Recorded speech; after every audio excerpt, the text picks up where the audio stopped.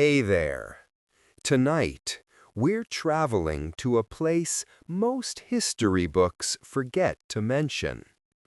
Not the Egypt of golden pyramids and Cleopatra's court, but another Egypt. One ruled by pharaohs from the south, from a kingdom most people have never heard of. You won't find these rulers celebrated in Hollywood films or featured prominently in museum tours. Their names were deliberately erased from monuments, their achievements buried beneath centuries of sand and silence. But for nearly a century, they wore the double crown. They commanded armies. They built temples that still stand. And they believed, perhaps more than any rulers before or since, that they were the true guardians of ancient Egyptian tradition. If this kind of storytelling helps you drift off, feel free to like the video and subscribe, but only if it brings you some peace. And let me know in the comments where you're listening from and what time it is there. It's strangely comforting to know who else is wandering through forgotten history at this hour. So settle in. Let the Nile flow through your imagination. Picture desert sands stretching endlessly beneath a merciless sun. And let's begin with a kingdom that history tried very hard to forget. The Kingdom of Kush. The land of the Nubian Pharaohs, the forgotten empire that ruled Egypt itself. The land between the cataracts. Far south of Memphis and Thebes, past the fertile delta where the Nile spreads its fingers toward the Mediterranean, the great river cuts through a different landscape entirely. Here, the desert presses closer. The heat bears down with an intensity that makes the Egyptian summer feel like spring. And the Nile itself changes character. No longer the placid highway of commerce and culture, but a wild thing, interrupted every few hundred miles by cataracts, massive granite outcroppings that turn the water into churning rapids and make river travel treacherous or impossible. This is Nubia. The ancient Egyptians called it Taseti, the land of the bow, named for the feared Nubian archers whose skills with that weapon were legendary throughout the ancient world. The Greeks called it Ethiopia, though not the Ethiopia we know today. The land itself called it Kush. 6 major cataracts mark the river between Aswan and Khartoum. These weren't just geographic features. They were boundaries, borders, walls without mortar. For much of ancient history, they kept Nubia separate from Egypt, allowed it to develop its own culture, its own kingdoms, its own way of seeing the world. And yet, paradoxically, these same cataracts connected Nubia to Egypt, because everything that came from the heart of Africa, all the exotic trade goods, the ivory and ebony, the incense and animal skins, the gold, especially the gold, all of it had to pass through Nubia to reach Egypt and the Mediterranean world beyond. The land between the cataracts was harsh. Agriculture depended entirely on the Nile's annual flood, just as in Egypt. But here, the floodplain was narrower, the growing season shorter, the margin for error thinner. Yet people had lived here for thousands of years before the first Egyptian dynasty ever rose. They herded cattle across the sparse grasslands. They hunted in deserts that weren't always deserts. They fished the Nile and learned its moods.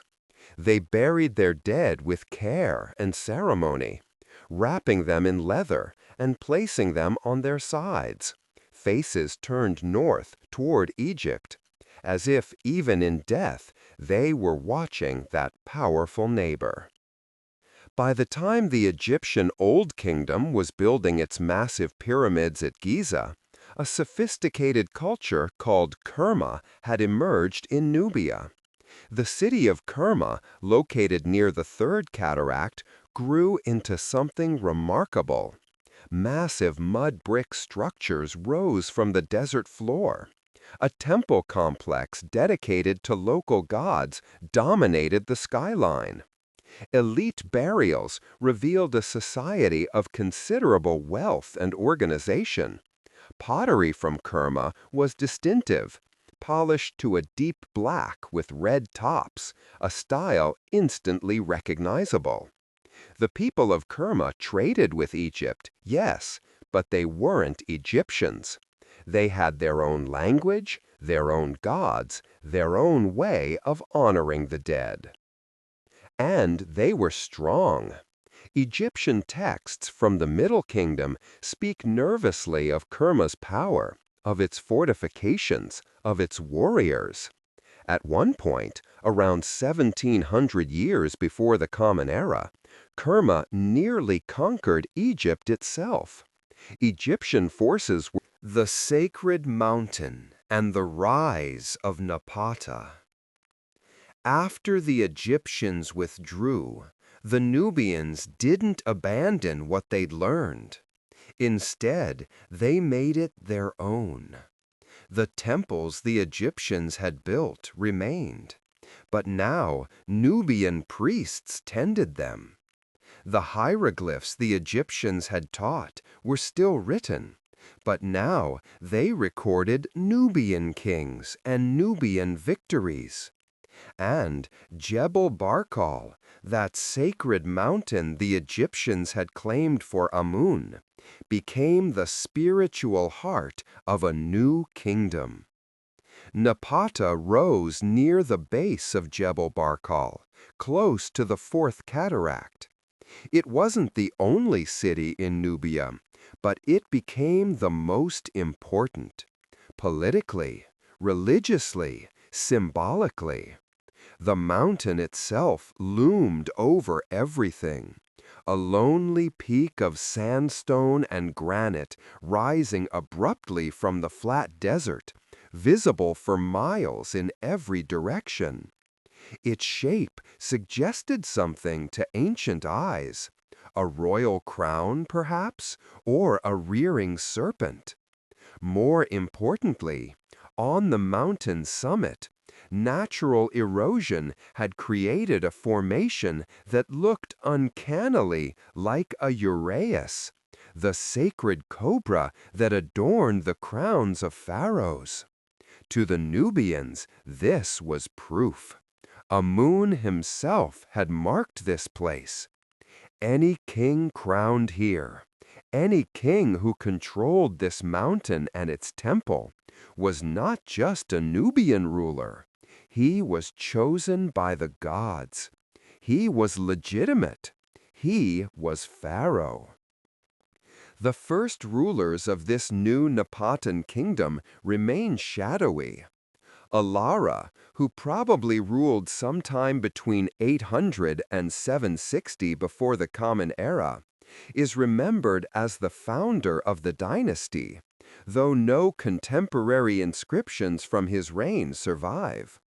We know about him only from later royal texts that reference him as an ancestor, the man who started it all.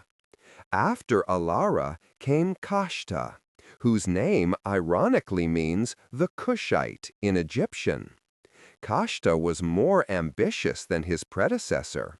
He didn't just rule Nubia, he looked north. Egypt in the mid-8th century before the Common Era was a mess. The 22nd and 23rd dynasties, ruling from different cities, claimed authority but controlled little. Local governors acted independently. The priests at Thebes wielded enormous power.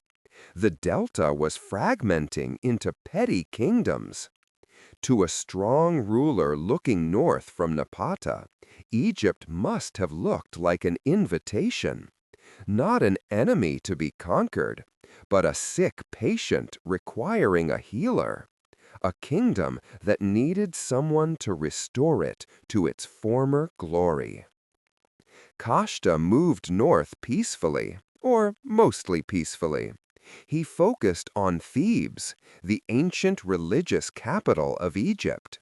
He arranged for his daughter to become the god's wife of Amun, a position of immense religious and political power in Thebes. This was brilliant diplomacy.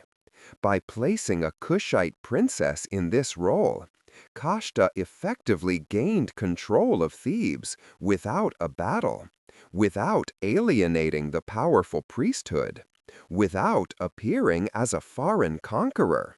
He was bringing order. He was honoring tradition. He was fulfilling Amun's will. But it was Kashta's son who would truly change history. His name was Piye, though some texts call him Pianki. And Piye would become the first of the great Nubian Pharaohs, the man who would unite Egypt under Kushite rule and establish what historians now call the 25th dynasty, though the Nubians themselves never thought of it that way. To them, there was no new dynasty. There was only the continuation of a very old one. They were not conquerors. They were restorers. They were the true pharaohs, the legitimate heirs to the throne of the two lands. And Piye would prove it. Piye, the pharaoh from the south. Piye ascended to the throne of Kush around 752 before the Common Era. He inherited from his father a secure base in Nubia, control over Thebes, and a situation in northern Egypt that was rapidly deteriorating. A Libyan prince named Tefnacht, ruling from the city of Sais in the delta, was consolidating power, subduing neighboring city-states, building alliances, marching south. He styled himself as a great king, perhaps even as pharaoh. His ambitions threatened the fragile order that Kashta had established. For Piye, this was unacceptable, not simply because Tefnacht threatened Kushite interests, but because Tefnacht represented everything Piye opposed.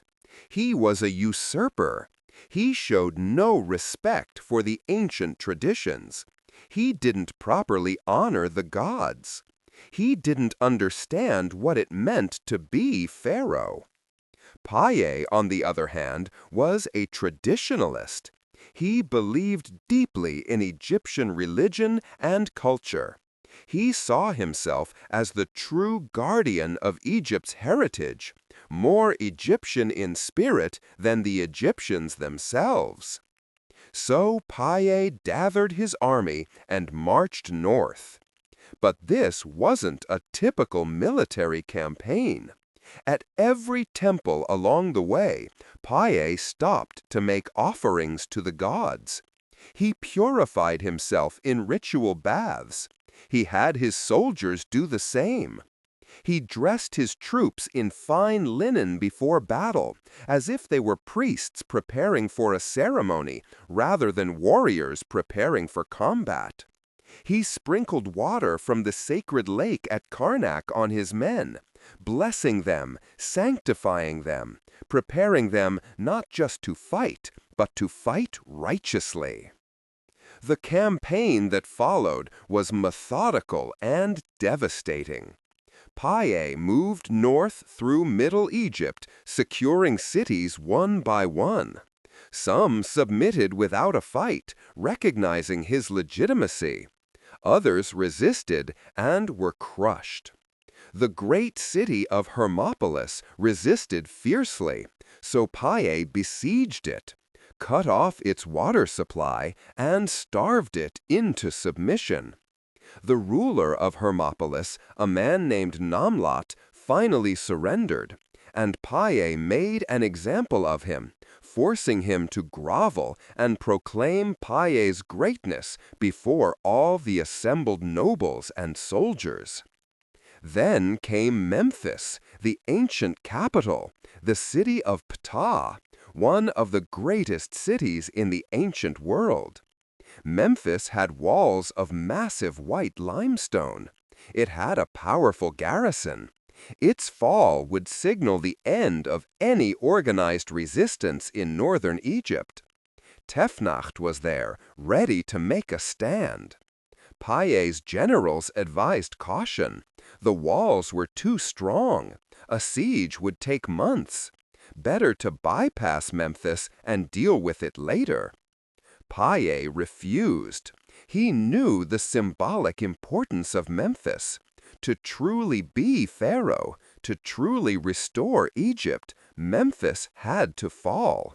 So he studied the city, walked around its perimeter, examined its defenses. And he noticed something. The Nile's flood that year had been particularly high. The water lapped at Memphis's walls. And on one side of the city, the side facing the harbor, the walls were lower, less formidable, designed to let ships in and out rather than keep armies at bay. Piye ordered his fleet to attack from the harbor.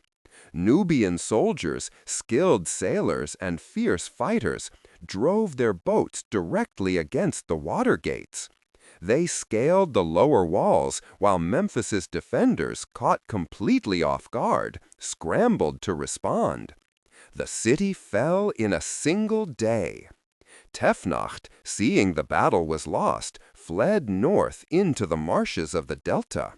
The other rulers of Lower Egypt, seeing that resistance was futile, came to Piye bearing gifts and declarations of submission. But here's where Piye's character truly shows. He didn't sack Memphis. He didn't slaughter his people. He didn't even replace his officials with Kushite governors. Instead, he went to the temple of Ptah, made offerings, performed the traditional rituals, and declared himself the legitimate pharaoh under the blessing of the gods. He accepted the submission of the northern rulers, lectured them sternly about their duties to the gods and to proper tradition, and then, astonishingly, he went home. Piye returned to Napata. He left Egypt in the hands of its local rulers, having extracted oaths of loyalty, but maintaining no occupying force. He trusted that his legitimacy, his piety, his demonstrated power would be enough. And for a while it was. But more importantly, Piye had made his point.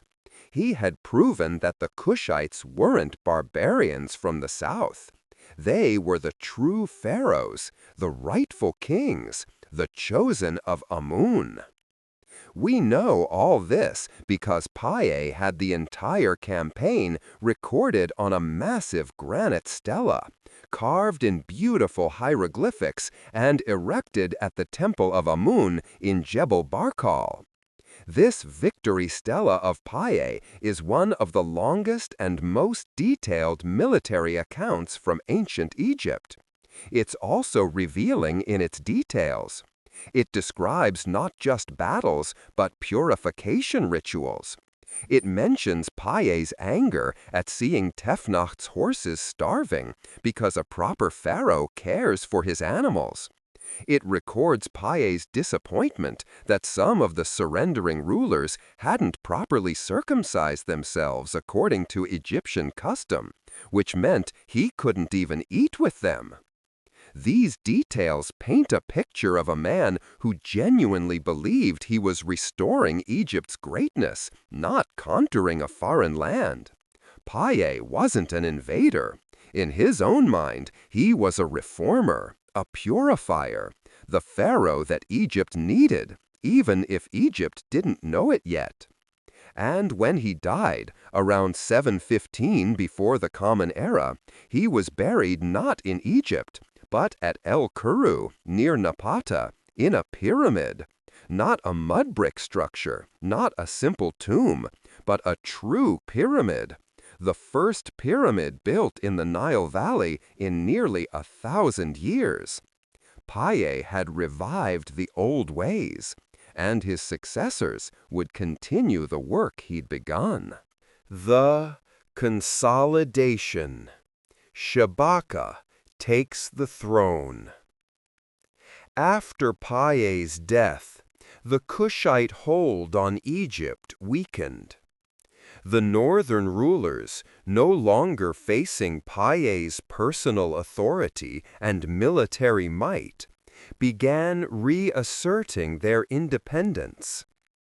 Tefnacht, the ruler who had fled from Piye, died, and his son Bakenranef took power in Sais, even claiming the title of pharaoh and establishing what some historians call the 24th dynasty. It was clear that Piye's work remained incomplete. Egypt needed a ruler who would not just conquer and leave, but stay, rule, and truly unite the two lands. That ruler was Shabaka, who may have been Piye's brother or possibly his son. The exact family relationships of these Kushite kings are frustratingly unclear, as they didn't always record such details in the ways Egyptian pharaohs had. But what is clear is that Shabaka was determined to finish what Piye had started. Around 720 to 716 before the Common Era, Shabaka marched north with his army, not to accept submission and return home, but to establish permanent Kushite rule. He defeated Bakenranef and, according to tradition, executed him, either by burning him alive or drowning him. This was unusual for the period, as captured rulers were typically exiled or imprisoned, not killed. But Shabaka apparently wanted to send a message. There would be no more pretender pharaohs in the Delta. There would be one ruler of Egypt, and that ruler would be from Kush. Shabaka moved the seat of power from Napata to Memphis, though he maintained Thebes as the religious capital and kept close ties to Napata. He ruled not as a foreign king, but as pharaoh in the traditional sense. He assumed all the traditional titles and regalia. He had himself depicted in purely Egyptian artistic styles, though careful observers could note subtle differences. The slightly fuller lips, the particular style of crown decoration, the two uraei, sacred cobras, on his brow instead of one, marking him as ruler of both Kush and Egypt. More importantly, Shabaka set about restoring Egypt's temples and religious institutions. This wasn't just propaganda. The Kushite kings genuinely revered Egyptian religion and culture. They saw themselves as more faithful to the old ways than the Egyptians had been for centuries. Shabaka ordered repairs to damaged temples. He supported the priesthoods. He commissioned new religious texts and artwork, all in the traditional styles. One of Shabaka's most famous acts was the creation of the Shabaka stone, a large slab of black basalt inscribed with an ancient Egyptian creation myth, the Memphite theology, which described how the god Ptah created the world through thought and speech. According to Shabaka's own inscription on the stone, he found this theology recorded on a crumbling piece of papyrus, so damaged that parts were illegible. Concerned that this precious knowledge would be lost, he ordered it copied onto stone, preserved for eternity. The Shabaka stone, which now resides in the British Museum, is one of our most important sources for understanding ancient Egyptian religious thought. That a Nubian pharaoh took the time and expense to preserve it tells us something profound about Kushite cultural values. Shabaka ruled Egypt for about 14 years. His reign was relatively peaceful, allowing him to focus on administration, religious restoration, and building projects. He rebuilt the gate at Karnak. He erected monuments at temples throughout Egypt. He promoted a return to traditional values, to the proper worship of the gods, to the old ways that Egyptians themselves had been neglecting. Under Shabaka, Egypt experienced a kind of renaissance, a return to classical forms and styles that art historians sometimes call conservative, sometimes call brilliant, depending on their taste. But peaceful doesn't mean inactive, and Shabaka was very aware of threats from beyond Egypt's borders. To the east, across the Sinai, a new superpower was rising. The Assyrian Empire, based in Mesopotamia, was expanding relentlessly, conquering neighboring kingdoms, demanding tribute, crushing resistance with brutal efficiency. Assyrian armies had already taken Damascus, besieged Jerusalem, and were looking covetously at Egypt's wealth and resources. Shabaka knew that conflict with Assyria was probably inevitable. He began preparing Egypt's defenses, forging alliances with states in Phoenicia and Palestine, positioning Egypt as a counterweight to Assyrian expansion. When Shabaka died around 705 or 700 before the Common Era, he was buried at El Kuru in a pyramid, like Piye before him. He had successfully established permanent Kushite rule over Egypt. The 25th dynasty was no longer a temporary occupation. It was an established fact. And Shabaka's successor would inherit an Egypt more united, more prosperous, and more confident than it had been in centuries. That successor's name was Shabitku, and though his reign would be relatively short, it would set the stage for the dynasty's greatest pharaoh. But between Shabaka and that great pharaoh, between consolidation and apex, came the growing shadow of Assyria. Shabitku, the years before the storm. Shabitku, who ruled from around 705 to 690 before the Common Era, remains one of the more enigmatic figures of the 25th dynasty. Ancient sources are frustratingly sparse about his reign. We know he was a Kushite king. We know he succeeded Shabaka.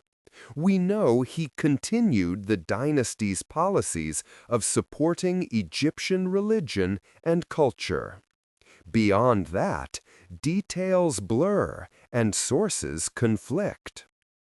What we do know is that during Shabitku's reign, the Assyrian threat became impossible to ignore. In 701 before the Common Era, the Assyrian king Sennacherib launched a major campaign into the Levant. His armies swept through Phoenicia and Palestine, besieging cities, demanding submission, and eventually laying siege to Jerusalem, the capital of the kingdom of Judah. The king of Judah, Hezekiah, had been paying tribute to Assyria, but had stopped, possibly encouraged by promises of Egyptian support. Now he faced the consequences. What happened next is recorded in multiple sources: biblical, Assyrian, and Egyptian, though each tells the story differently. According to the Hebrew Bible, as Sennacherib besieged Jerusalem, Hezekiah prayed desperately to God for deliverance, and God answered by sending an army from Egypt, led by a king whose name is given as Taharka in Hebrew, almost certainly referring to Taharka, who would later become the greatest of the Nubian Pharaohs. But here's the chronological problem. In 701, Taharka would have been at most 20 years old, too young to be king. He was, at that time, probably a military commander, perhaps leading Egyptian forces on behalf of Shebitku. The biblical account says that the Assyrian army suddenly withdrew from Jerusalem and returned home, where Sennacherib was later assassinated by his own sons. Assyrian records naturally tell a different story. They claim that Judah submitted, paid massive tribute, and that Sennacherib chose to accept submission rather than destroy the city.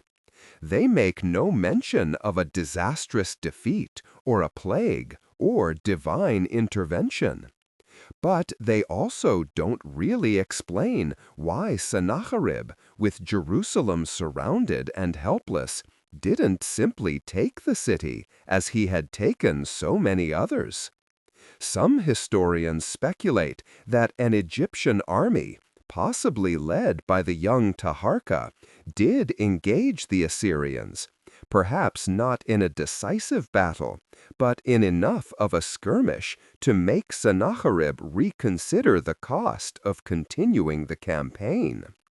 Others suggest disease ravaged the Assyrian camp, or that news of trouble back home forced Sennacherib's early withdrawal. The truth is lost to time. What matters for our story is that Egypt, under Shebitku's rule, was actively opposing Assyrian expansion, supporting anti-Assyrian coalitions, and positioning itself as a rival power in the region. This policy of confrontation with Assyria would define the later years of the 25th dynasty. It would lead to spectacular victories and crushing defeats. It would make one Kushite pharaoh famous across the ancient world. And it would, ultimately, end Kushite rule in Egypt. But during Shebitku's reign, all that lay in the future. For now, there was cautious optimism. Egypt was strong. The Kushite pharaohs had proven themselves capable rulers. The gods seemed to favor them. And a young Nubian prince, already showing signs of greatness, was waiting in the wings. When Shebitku died around 690 before the Common Era, that young prince would take the throne.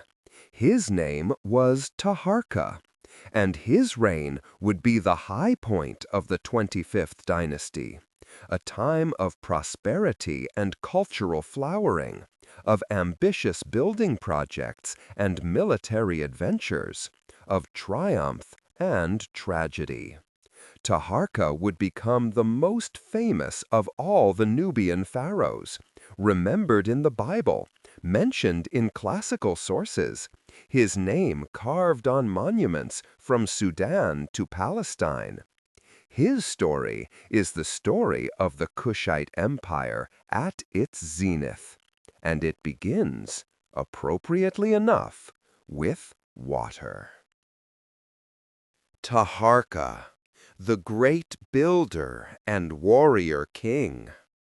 When Taharka became pharaoh in 690 before the Common Era, he was probably in his early 30s, young for a king, but not unusually so.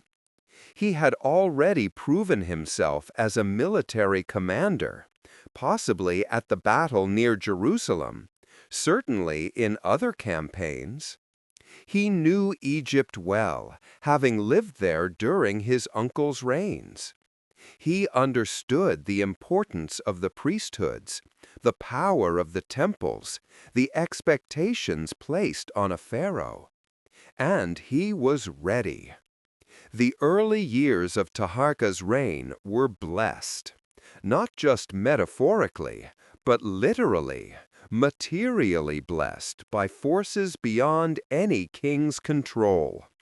In his 6th year on the throne, the Nile flooded more abundantly than it had in living memory.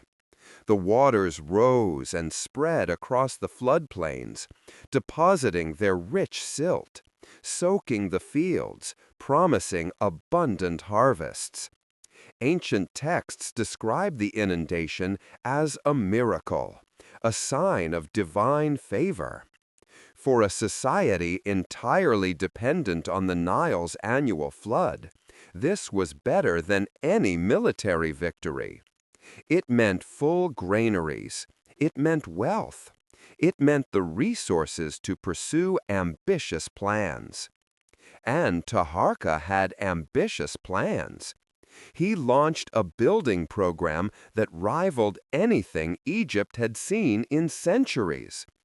At Karnak, the great temple complex at Thebes, he added massive columns, built new courtyards, and erected what became known as the Taharka Gate.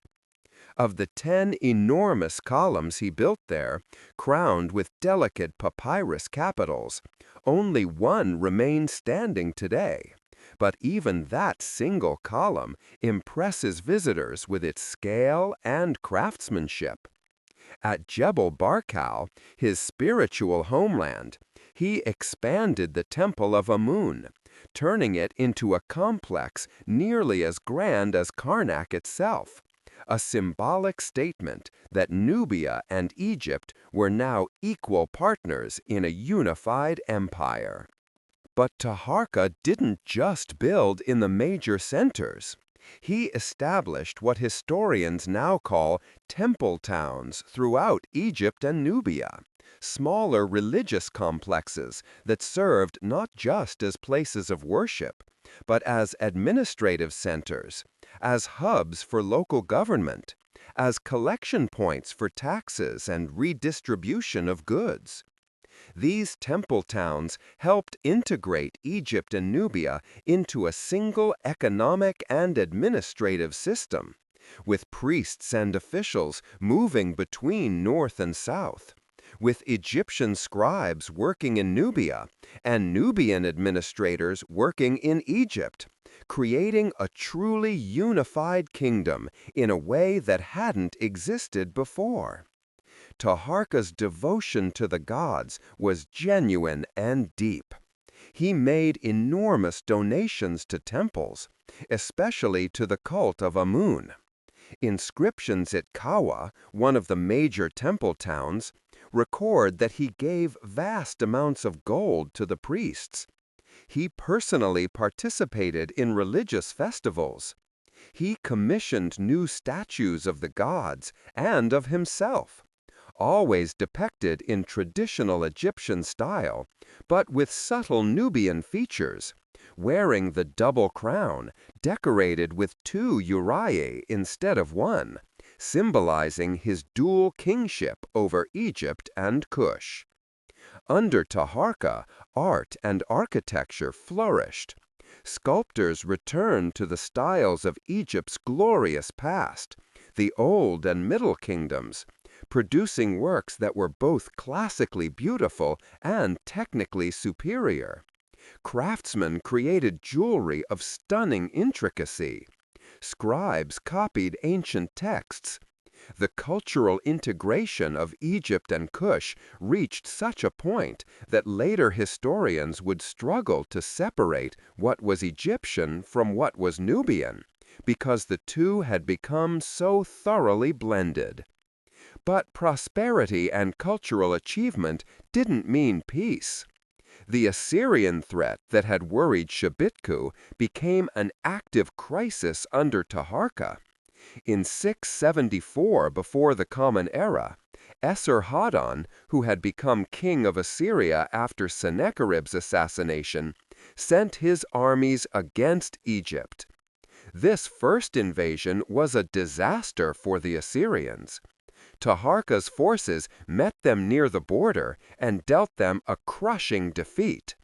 The Assyrians retreated, and for a moment it seemed that Egypt's military strength matched its cultural confidence. But the Assyrians were nothing if not persistent.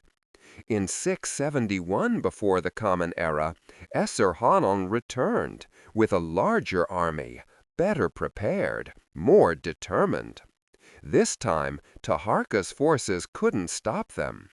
The Assyrian army swept through the delta, defeated Egyptian resistance, and marched on Memphis. Taharka abandoned the city and fled south to Thebes. The Assyrians captured Memphis, along with much of Taharka's family, his wives, his sons, courtiers, and officials, all sent back to Assyria as hostages. They also seized vast amounts of treasure, horses, and gold headdresses, the spoils of victory that Esarhaddon proudly recorded in his own inscriptions. But Taharka didn't give up. As soon as the Assyrians withdrew, having no desire to permanently occupy Egypt so far from their homeland, Taharka returned. He reoccupied Memphis. He restored his authority over Lower Egypt. He sent messengers to cities in Phoenicia, encouraging them to rebel against Assyria. This was Taharka's strength and his weakness. He was resilient, defiant, unwilling to accept defeat. But his continued resistance meant continued war. In 669, Esarhaddon marched on Egypt again, intending to finish what he'd started. But on the way, the Assyrian king died. His son Ashurbanipal took command and continued the invasion. Taharka fought. He lost. He fled south again, this time all the way to Thebes, then beyond, to Nubia itself. The Assyrians pursued him as far as Thebes, sacking that ancient city, stealing its treasures, defiling its temples. It was a symbolic catastrophe, the desecration of Egypt's holiest city by foreign invaders. Yet even this didn't end the struggle. The Assyrians couldn't maintain control of Egypt from Mesopotamia. It was too far, too difficult, the logistics too complex. So they appointed local rulers to govern Egypt as their vassals, collecting tribute and keeping order. Chief among these was Necho I, ruler of Sais, whose family would later establish the 26th dynasty. But as soon as the Assyrians left, revolts erupted. Egyptian officials sent word to Taharka.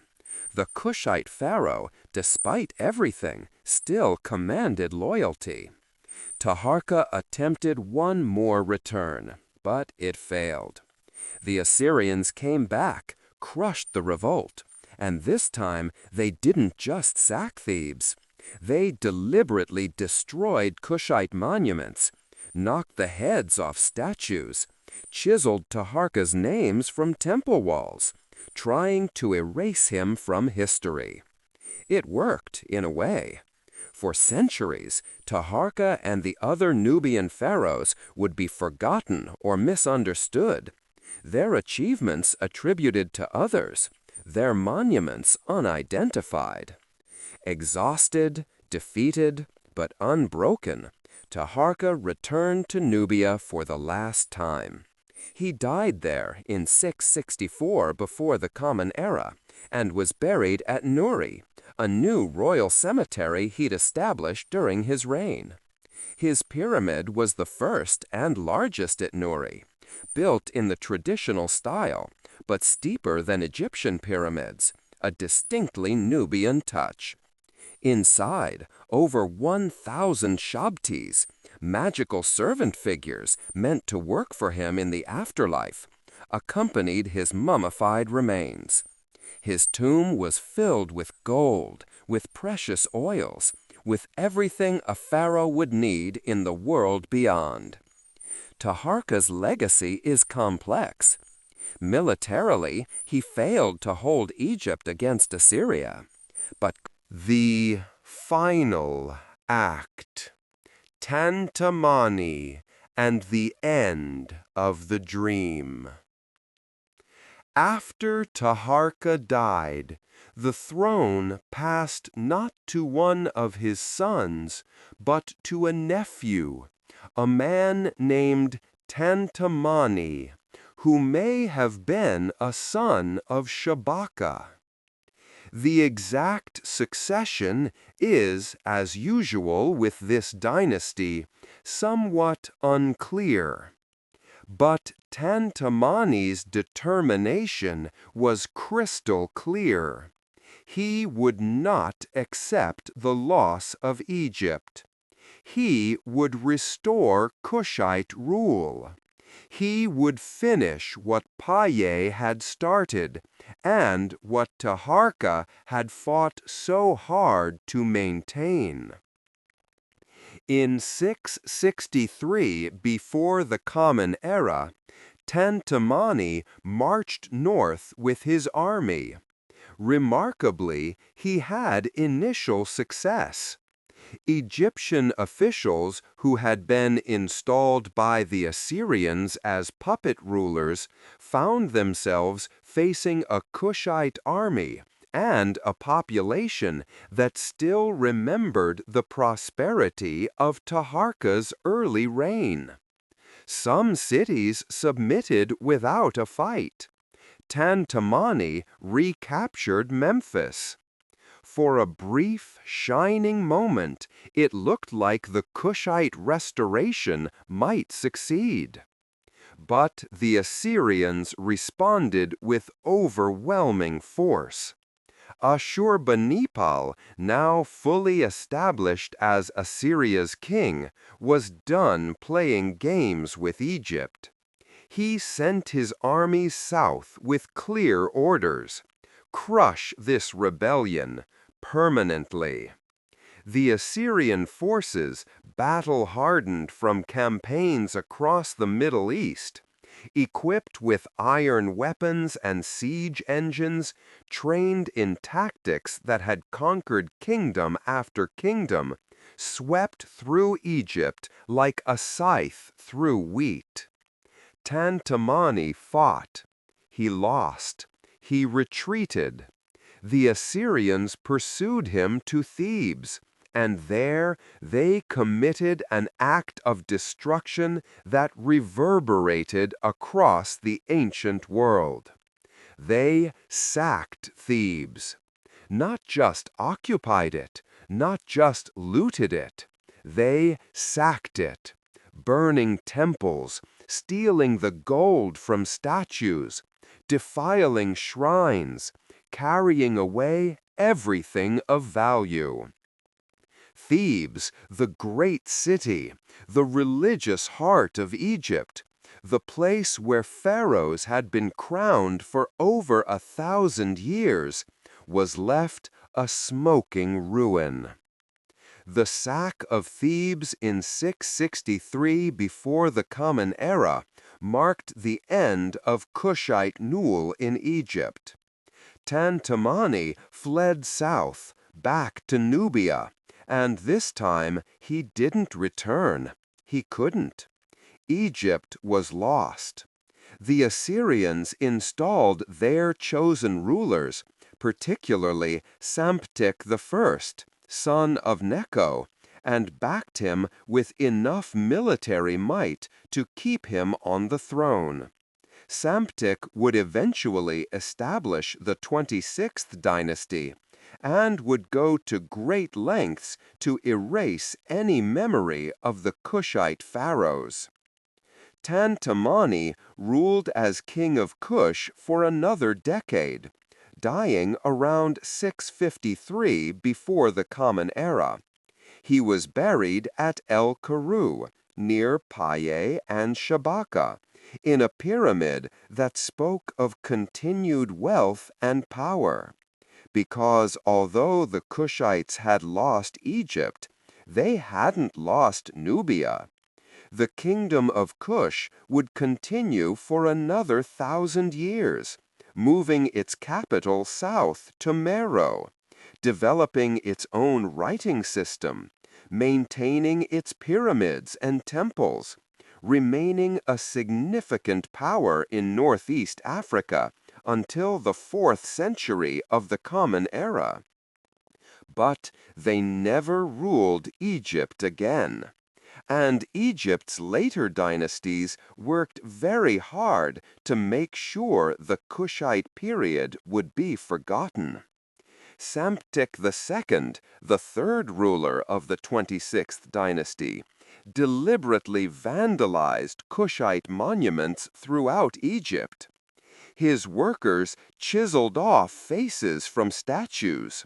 They scraped royal names from temple walls. They toppled stelae. They smashed relief carvings. This wasn't just political erasure. It was an attempt at historical annihilation, a determination that these foreign kings should be forgotten, that their names should not endure, that their claim to have been legitimate pharaohs should be denied. For a very long time, it worked. The Kushite pharaohs became footnotes in histories written by their enemies. Their monuments lay unidentified in the sands of Nubia. Their pyramids, more than 200 of them scattered across Sudan, stood unknown to the world. Even when archaeologists rediscovered them, it took decades to piece together who had built them, when, and why. The Nubian pharaohs had been successfully forgotten. But history, like sand, eventually shifts, and truth has a way of emerging. Life under the Black Pharaohs. What was it like to live in Egypt and Nubia during the 25th dynasty? What did daily life look like under these pharaohs from the south? The answer varies dramatically depending on who you were, where you lived, and what role you played in society. But to truly understand this world, we need to slow down, look closely at the details. Imagine the textures and sounds and smells of life along the Nile over 2,600 years ago. For the average Egyptian farmer, life probably didn't change much when the Kushites took power, at least not on the surface. You still woke before dawn, roused by the first light creeping through the small window of your mud brick house. You still splashed water on your face from the clay jar near the door, ate a quick breakfast of bread and onions, if there was any bread, drank beer that was more like liquid bread than what we'd call beer today, You still walked out to the fields as the sun rose, feeling the temperature shift from the relative cool of night to the punishing heat that would dominate the day.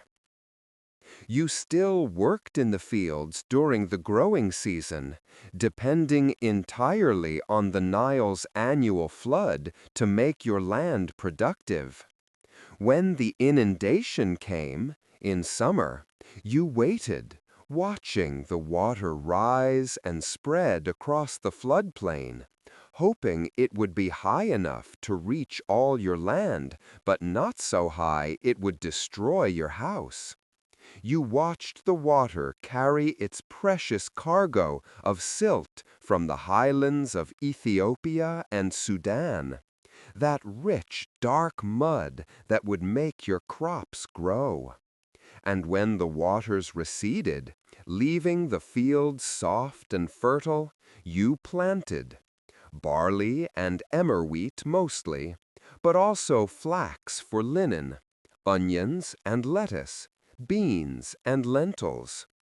The work was hard. Plowing was done by hand if you were poor, or with an ox if you were fortunate enough to own one, or could borrow one from a neighbor or the temple. The plow was a simple wooden tool that barely scratched the surface of the soil, so you had to go over the same ground multiple times.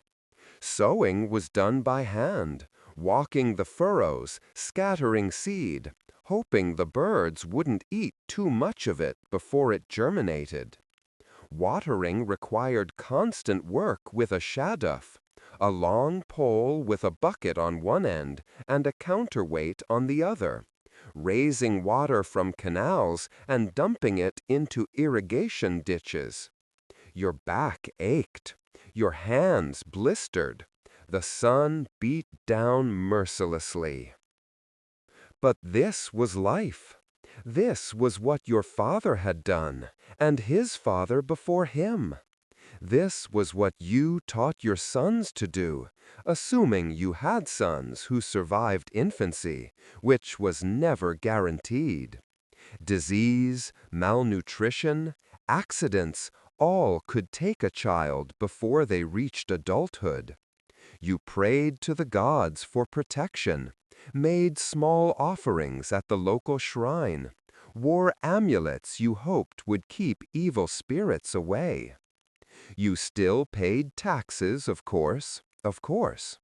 In Egypt, taxes were paid in kind, not in coin. You gave a portion of your harvest to the state.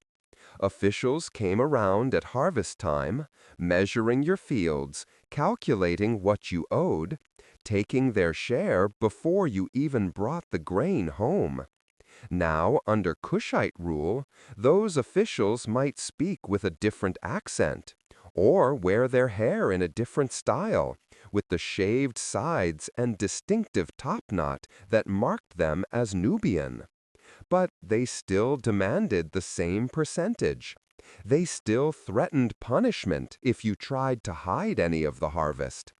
They still had the backing of soldiers who could make life very difficult if you refused to comply. You still attended festivals at the local temple because these were the highlights of the year, breaks from the grinding routine of agricultural labor. Festivals meant special foods, music, dancing, beer in quantities that made you forget your troubles for a day. Festivals meant seeing the priests carry the statue of the local god through the streets, hidden in its shrine, mysterious and powerful. Festivals meant petitioning the god through the priests, asking for good harvests, for health, for children, for all the things that mattered in your small, difficult life. You still worried about locusts descending in clouds and eating everything green, about drought if the Nile's flood was insufficient, about storm damage to your house, about your children's health, particularly in the hot season when diseases spread quickly. About whether the harvest would be sufficient to feed your family and pay the taxes and have some left over to trade for the few things you couldn't produce yourself. Pottery, tools, perhaps a new linen garment for a festival. But there were changes under Kushite rule, subtle ones that you might not have consciously noticed, but that affected your life nonetheless. The temples were better maintained. You saw this when you went there for festivals. The walls had been replastered. Broken columns had been repaired. New offerings filled the altars. The priests seemed more numerous, more active, more involved in local affairs. They settled disputes. They gave advice. They ran a school where your son, if he showed promise, might learn to read and write, an unimaginable opportunity for a farming family. There were more festivals, more processions, more opportunities to see the pageantry of religion and state. The Kushite pharaohs took their religious duties seriously, and that meant more resources flowing to temples, more priests being trained, more ceremonies being performed. The priests explained that the pharaoh, though he came from the south, was chosen by Amun himself to rule Egypt, to restore the old ways, to make Egypt great again. You weren't sure about politics, but you appreciated that the priests seemed satisfied, that the gods seemed pleased, that the harvests under Kushite rule had been good. When Taharka traveled through your region, which he might have done if you lived anywhere near the Nile's main channel, the entire nome, the district, prepared for weeks. Roads were cleared, buildings were repaired. Everyone who could contributed to the preparations. And when the pharaoh's procession finally arrived, boats painted and decorated, standards flying, soldiers marching in formation, it was a sight you would remember for the rest of your life and tell your grandchildren about. The pharaoh himself, when you glimpsed him, was both intimidating and strangely human. He was taller than most men. His skin was darker than most Egyptians, marking him as Nubian. But he wore the double crown. He carried the crook and flail. He moved with the confidence of someone who communed with the gods. When he stopped at your local temple, made offerings, spoke with the priests, you felt proud. This was your pharaoh, caring about your temple, honoring your local god, acknowledging that your little corner of Egypt mattered. In the cities, particularly in Thebes and Memphis, life was more obviously different, more cosmopolitan, more touched by the changes that Kushite rule brought. These urban centers saw significant Nubian populations integrating into Egyptian society in ways that were unprecedented. Kushite soldiers served in the garrison, not as foreign occupiers, but as loyal troops of the pharaoh. They married Egyptian women. They raised children who were both Nubian and Egyptian. They worshipped at both Nubian and Egyptian shrines. Nubian merchants traded in the markets, bringing exotic goods from the south. Ivory tusks, some as long as a man is tall. Ebony wood, black as night and hard enough to carve into beautiful furniture and luxury items. Ostrich feathers, prized for fans and ceremonial use. Leopard skins, worn by priests during certain rituals. Incense, frankincense, and myrrh that produced aromatic smoke when burned, pleasing to the gods, and used in every temple in Egypt. Gold, of course, always gold, flowing north from the Nubian mines. The markets of Memphis and Thebes during the 25th dynasty were places where cultures met and merged. A merchant from the Delta might haggle with a Nubian trader over the price of ivory, while an Egyptian priest bargained for incense nearby. And a Greek sailor, one of the growing number of Mediterranean travelers finding their way to Egypt, watched in fascination. The babble of different languages, Egyptian in various dialects, Nubian, Greek, Phoenician, created a soundscape that marked these cities as crossroads of the ancient world. Officials from Napata worked in the administration of these cities, holding positions of authority, making decisions about taxes and legal disputes, overseeing building projects. These were educated men, fluent in hieroglyphic writing, trained in Egyptian law and custom, but retaining their Nubian identity. They wore Egyptian linen kilts, but with Nubian jewelry. They wrote in hieroglyphs, but might speak Nubian at home. They served Egyptian gods, but also honored Nubian ones. This cultural mixing wasn't always smooth. There were tensions. Some Egyptians resented Nubian officials. Some priests worried about foreign influences corrupting proper tradition. Some soldiers complained when Nubian troops received favorable treatment. But for the most part, the integration worked, because the Kushites weren't trying to replace Egyptian culture.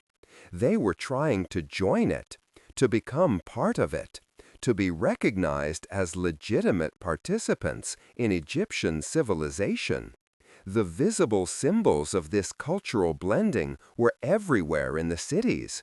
You might see a man dressed in traditional Egyptian linen wearing a distinctly Nubian amulet, a ram's head representing Amun in his Nubian form hanging from a leather cord around his neck.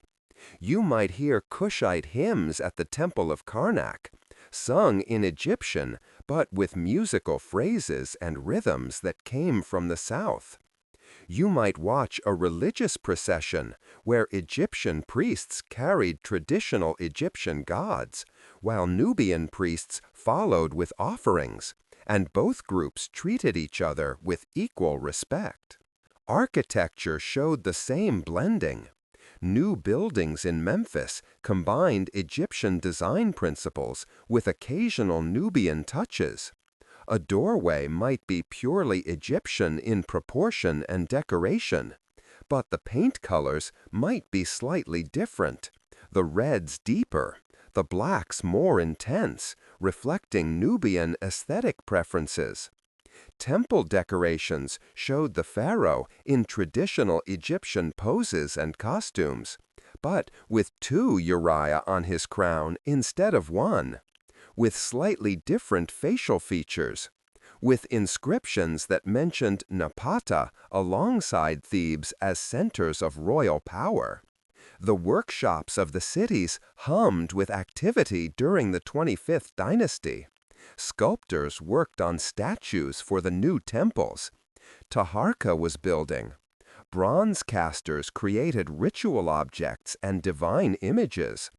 Jewelers fashioned intricate pieces for the wealthy and for temple offerings. Potters threw vessels on wheels, stamping them with royal seals. Weavers produced linen of various grades, from coarse cloth for workers' clothing to the finest, most translucent fabric for priestly garments and burial shrouds. Each workshop was a small community, with masters, journeymen, and apprentices, all working in traditions passed down through generations, but now serving a dynasty from the south. The streets themselves were different in Egyptian cities than in villages. They were narrow, winding, lined with mud brick houses that often shared walls. The houses of the wealthy were larger, with courtyards that admitted light and air while maintaining privacy. Some had second stories. Some had elaborate painted decorations inside. The houses of the poor were tiny, often a single room where an entire family lived, cooked, and slept. But even poor houses had shrines, small niches in the wall where offerings could be made to household gods, where protection could be sought from the dangers of life. Sanitation in cities was a constant challenge. Waste was supposed to be collected and carried outside the city walls, but the system didn't always work perfectly.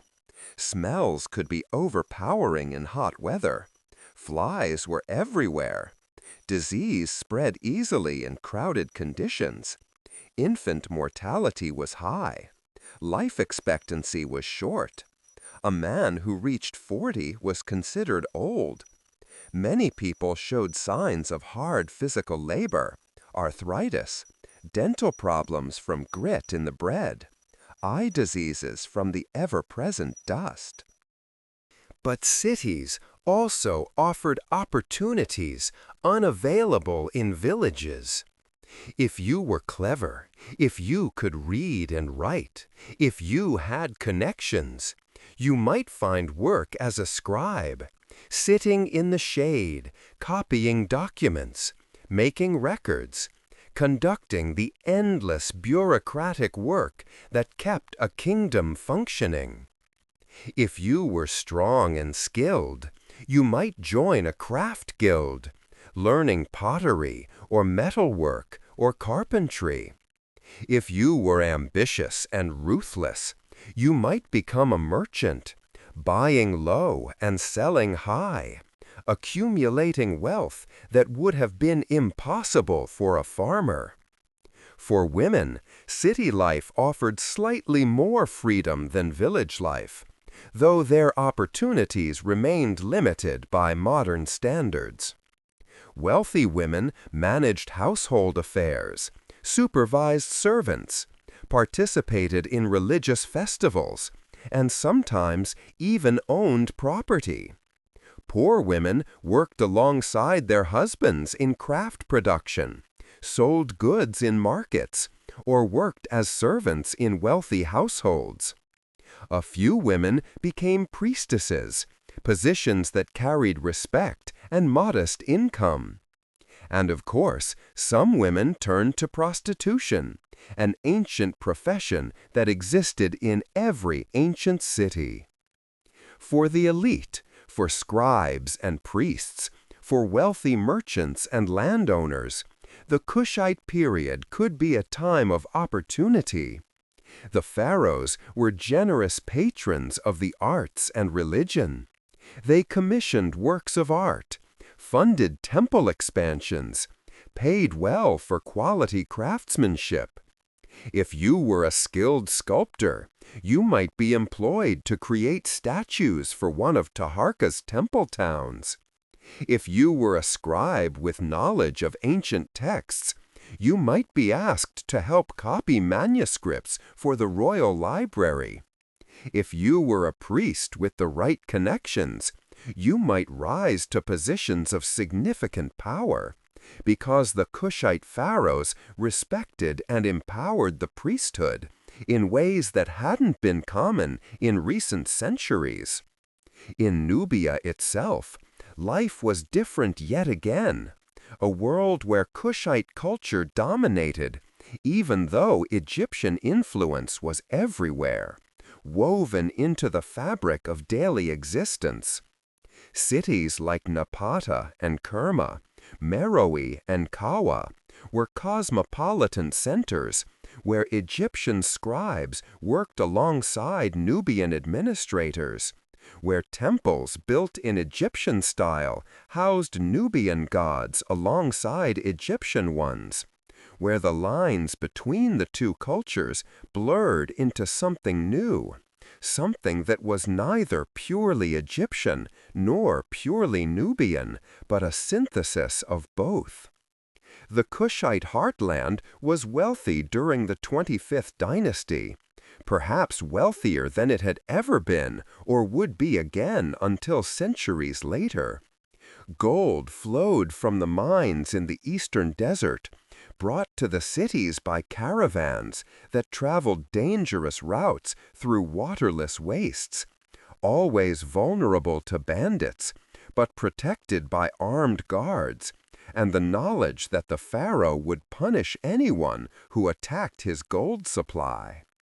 The gold was everywhere in Nubian cities, more visible than in Egypt. Wealthy people wore heavy gold jewelry. Temples displayed gold offerings. Even modest households might have a few gold beads or a small amulet, far more than their Egyptian counterparts could afford. Tribute came from vassal territories to the south, regions that paid the Kushite king for protection, or simply because his armies were strong enough to demand it. Exotic goods, ivory and ebony, incense and animal skins, feathers from ostriches and birds of paradise, live animals, including elephants and giraffes destined for Egypt, all passed through Nubian markets on their way north to Egypt and beyond to the Mediterranean world. Nubians controlled this trade, took their cut, grew wealthy from their position as middlemen between sub-Saharan Africa and the civilizations of the Mediterranean. The court at Napata during this period was sophisticated and cultured, far from the barbaric backwater that some Egyptian propaganda suggested. The court hosted poets who composed hymns in Egyptian and possibly in Nubian. Musicians played harps and lutes, drums and rattles, creating music that blended Egyptian melodies with Nubian rhythms. Artists created beautiful works, statues and reliefs, jewelry and pottery, all showing the high level of craftsmanship that Kushite culture had achieved. The court also maintained libraries and schools. Young men from noble families, and possibly some from common families who showed exceptional promise, learned to read and write hieroglyphs and hieratic script. They studied mathematics, necessary for surveying land and calculating taxes. They learned about the movements of stars, useful for determining the calendar and predicting the Nile's flood. They studied religious texts, learning the prayers and rituals that would allow them to serve in temples or advise the king on religious matters. This was a literate, educated elite capable of administrating a complex kingdom that stretched over 1,000 miles along the Nile. The Temple of Amun at Jebel Barkal, the most important religious site in Nubia, was a center of education and culture. Priests there weren't just religious officials. They were astronomers, mathematicians, doctors, scribes, historians. They maintained records. They advised the king. They trained the next generation of priests and officials. This was a literate, educated elite, capable of administrating a complex kingdom that stretched over 1,000 miles along the Nile. The Temple of Amun at Jebel Barkal, the most important religious site in Nubia, was a center of education and culture. Priests there weren't just religious officials. They were astronomers, mathematicians, doctors, scribes, historians. They maintained records. They advised the king. They trained the next generation of priests and officials. The temple complex wasn't just a place of worship, but a university of sorts, where knowledge was preserved and transmitted. Religious life in Nubia was intense and omnipresent.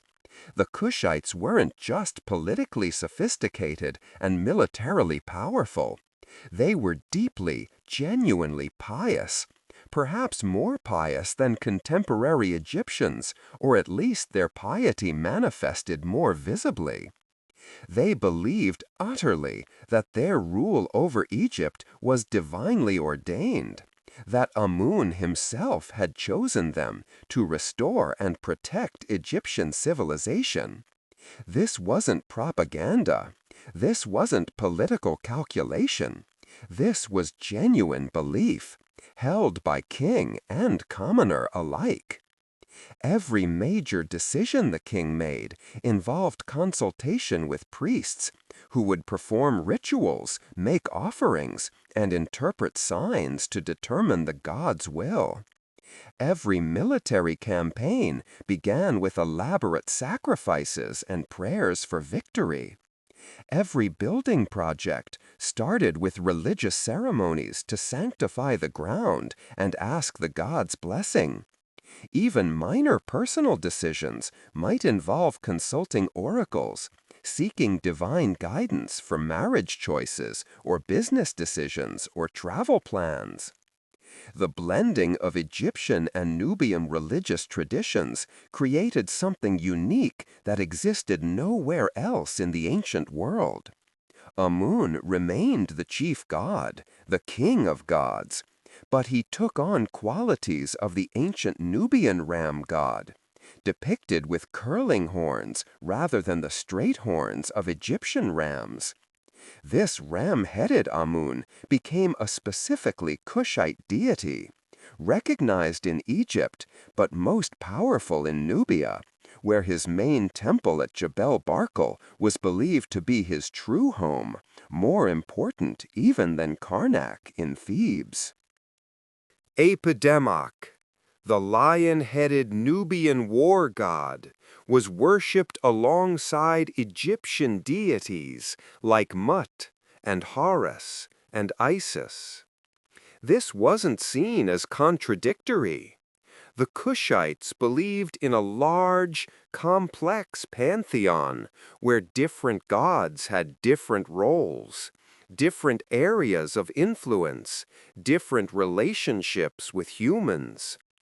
Apedemoc protected warriors and granted victory in battle. Amun provided wisdom and legitimate rule. Mut was the divine mother. Isis protected children and helped the dead in the afterlife. All these gods coexisted. All deserved worship.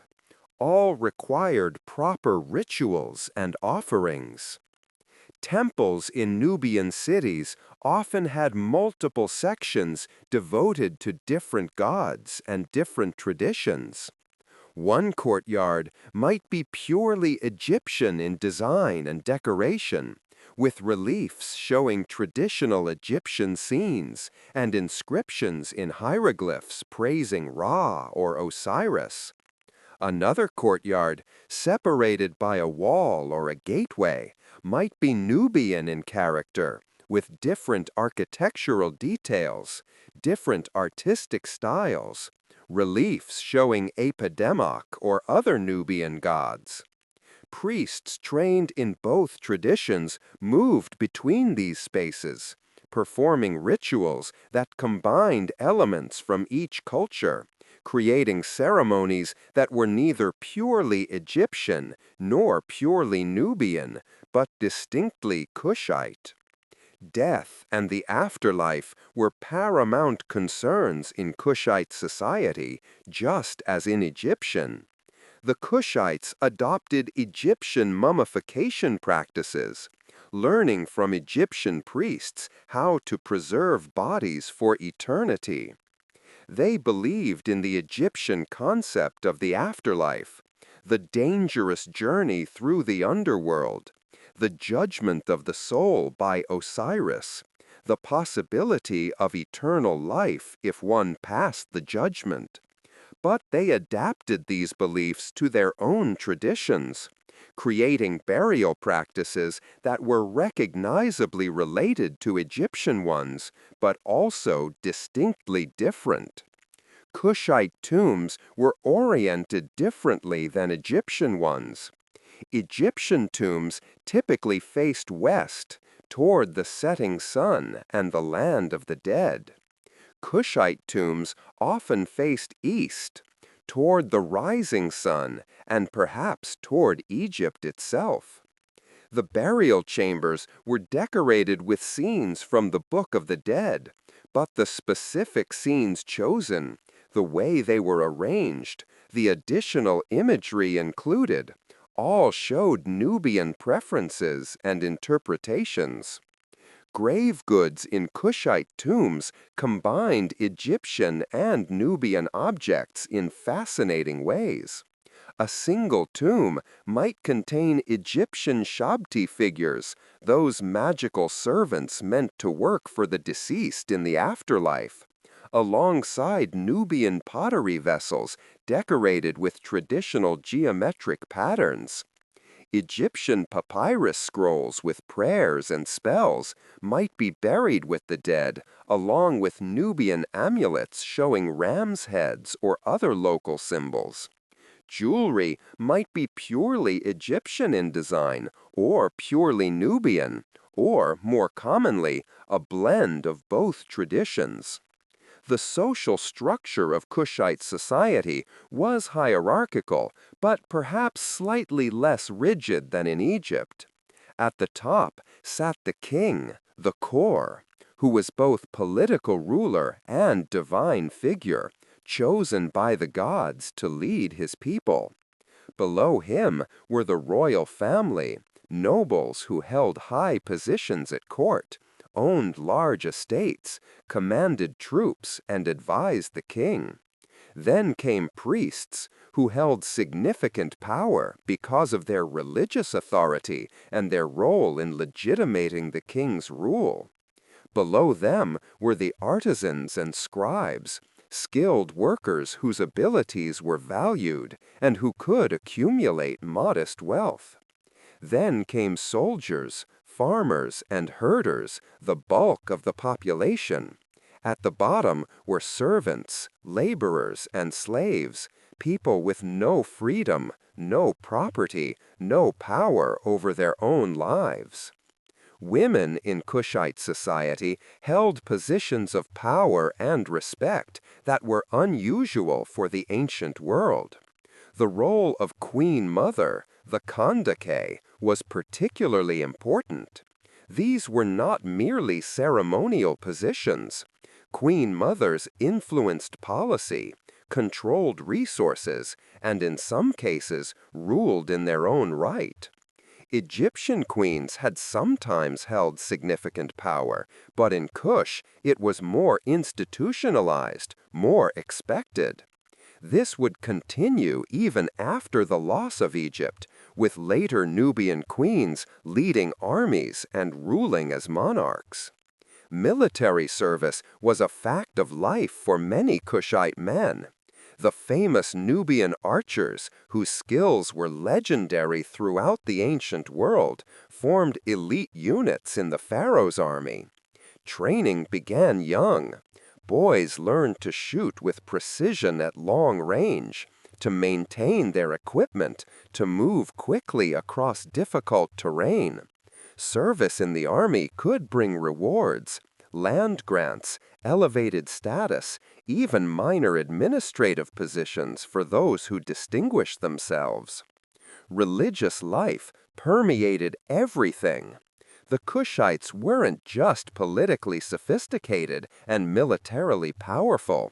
They were deeply, genuinely pious. They believed that their rule over Egypt was divinely ordained, that Amun himself had chosen them to restore and protect Egyptian civilization. Every major decision involved consultation with priests. Every military campaign began with sacrifices and prayers. Every building project started with elaborate religious ceremonies.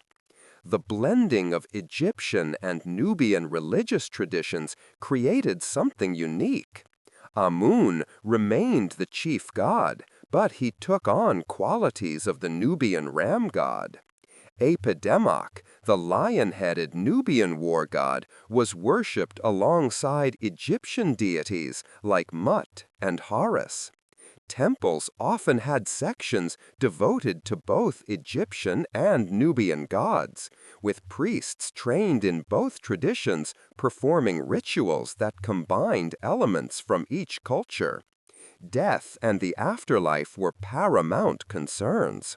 The Kushites adopted Egyptian mummification practices. They believed in the Egyptian concept of the afterlife, the journey through the underworld, the judgment of the soul by Osiris, the possibility of eternal life if one passed the judgment. But they adapted these beliefs to their own traditions, creating burial practices that were recognizably related to Egyptian ones, but also distinctly different. Kushite tombs were oriented differently than Egyptian ones. Egyptian tombs typically faced west, toward the setting sun and the land of the dead.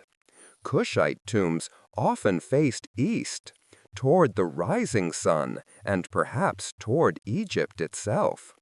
The burial chambers were decorated with scenes from the Book of the Dead, but the specific scenes chosen, the way they were arranged, the additional imagery included, all showed Nubian preferences and interpretations. Grave goods in Kushite tombs combined Egyptian and Nubian objects in fascinating ways. A single tomb might contain Egyptian Shabti figures, those magical servants meant to work for the deceased in the afterlife, alongside Nubian pottery vessels decorated with traditional geometric patterns. Egyptian papyrus scrolls with prayers and spells might be buried with the dead, along with Nubian amulets showing ram's heads or other local symbols. Jewelry might be purely Egyptian in design, or purely Nubian, or, more commonly, a blend of both traditions. The social structure of Kushite society was hierarchical, but perhaps slightly less rigid than in Egypt. At the top sat the king, the core, who was both political ruler and divine figure, chosen by the gods to lead his people.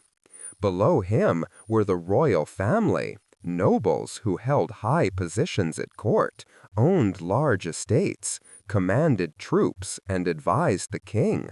Then came priests. And preservation was what the Kushite pharaohs promised. Not change, not innovation, but preservation of the old ways, the proper ways, the ways that honored the gods and maintained Ma'at, the Egyptian concept of cosmic order and balance. In a time when so much was changing, when Assyrian armies threatened from the east and old certainties were crumbling, the Kushite promise of stability and tradition held powerful appeal. The pyramids of Nubia, mountains built by men, stand in the desert of northern Sudan, near the modern town of Karima, and look around you. Rising from the sand, weathered by millennia of wind and sun, are pyramids. Dozens of them, hundreds if you know where to look. Not the massive, perfect pyramids of Giza. These are smaller, steeper, built in a different era, with different purposes. But they are unmistakably pyramids, pointing toward the sky, marking the graves of kings and queens, priests and nobles. These are the pyramids of Kush, and there are more of them here than in all of Egypt. The revival of pyramid building was one of the Kushites' most visible connections to Egypt's past. By the 8th century before the Common Era, Egyptians had stopped building pyramids 1,000 years earlier. The New Kingdom pharaohs had buried themselves in hidden rock-cut tombs in the Valley of the Kings, abandoning the pyramid form that had defined the Old Kingdom. But the Kushites remembered. They had lived under Egyptian rule, studied Egyptian history, absorbed Egyptian religious beliefs, and they knew that pyramids were the proper burial places for pharaohs. Piye was the first. When he died around 715 before the Common Era, his tomb at El Kuru took the form of a pyramid. It wasn't massive like Khufu's pyramid at Giza. It had a base of about 26 feet per side and probably stood about 40 feet tall. But it was a pyramid, built of stone, with an underground burial chamber accessed by a descending passage. Inside, Piye was mummified and surrounded by grave goods, jewelry, weapons, pottery, shabtis to serve him in the afterlife. His wives were buried nearby in their own smaller pyramids. Subsequent Kushite rulers followed this example. The royal cemeteries at El Kuru filled with pyramids of various sizes. Queens and high officials built their own, creating pyramid fields that stretched across the desert. Later, after the dynasty lost Egypt, the royal cemetery moved to Meroe, far to the south, where even more pyramids were built. By the end of the Kushite civilization in the 4th century of the Common Era, over 200 pyramids had been constructed in Nubia. These Nubian pyramids have a different character than their Egyptian predecessors. They're steeper, with slopes of around 70 degrees compared to the 52 degrees of the Giza pyramids. They're smaller, the largest being roughly 65 feet square at the base, compared to over 750 feet for the Great Pyramid. And they're built differently, with rubble cores faced with stone blocks, rather than the solid stone construction of the earliest Egyptian pyramids. The burial chambers were typically underground, cut into the bedrock beneath the pyramid. A descending passage led to an anteroom and then to the burial chamber itself. The walls were often decorated with scenes from the Egyptian Book of the Dead, or with texts and prayers to ensure the deceased's safe passage to the afterlife. The ceilings might be painted with stars representing the heavens. Niches in the walls held offerings and sacred objects. Above ground, on the eastern side of each pyramid, stood a small offering chapel. This was where family members and priests would come to make offerings to the deceased, ensuring that the dead were not forgotten and that they would have sustenance in the afterlife. These chapels were decorated with reliefs showing the deceased as an honored figure, sometimes making offerings to the gods, sometimes receiving offerings from mourners. The pyramids themselves were originally covered in white plaster or limestone, making them gleam brilliantly in the desert sun. Over the centuries, this facing has eroded away on most of them, revealing the rubble cores beneath. But archaeologists have found traces of the original surfaces, and we can imagine how impressive these pyramid fields must have looked in their prime. Dozens of white pyramids rising from the golden sand, catching the light, visible for miles, permanent markers declaring the power and piety of the Kushite kings. Inside the pyramids, excavations have revealed treasures.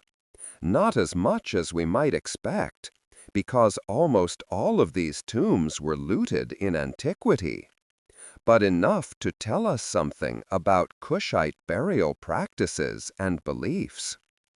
In Taharka's pyramid at Nuri, archaeologists found over 1,000 shabtis made of various materials: granite, green anchorite, and alabaster.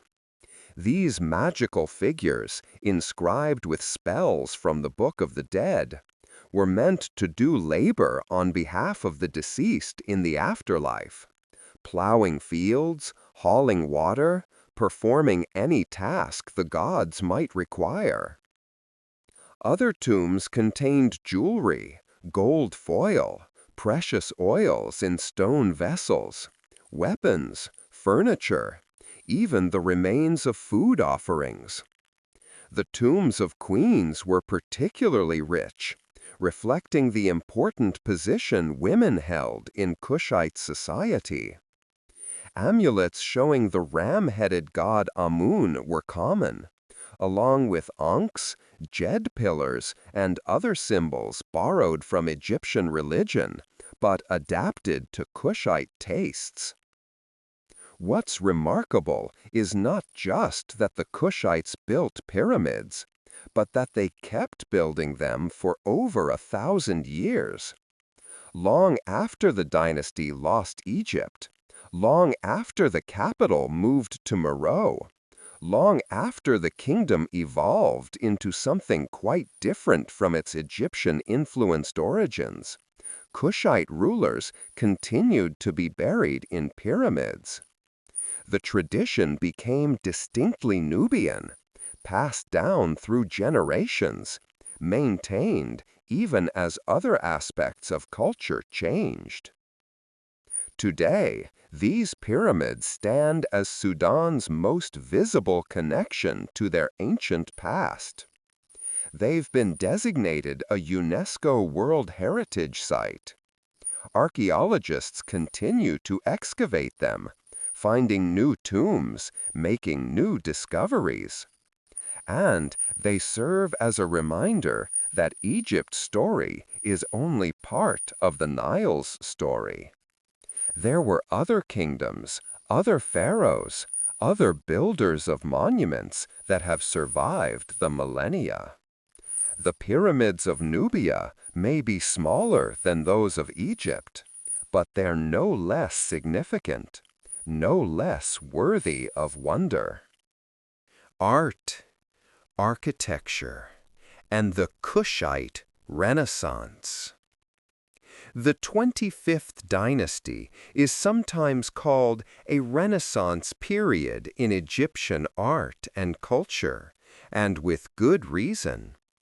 After centuries of political fragmentation and cultural decline, the Kushite pharaohs brought a renewed focus on traditional forms, classical styles, and proper religious observance. This wasn't simple imitation.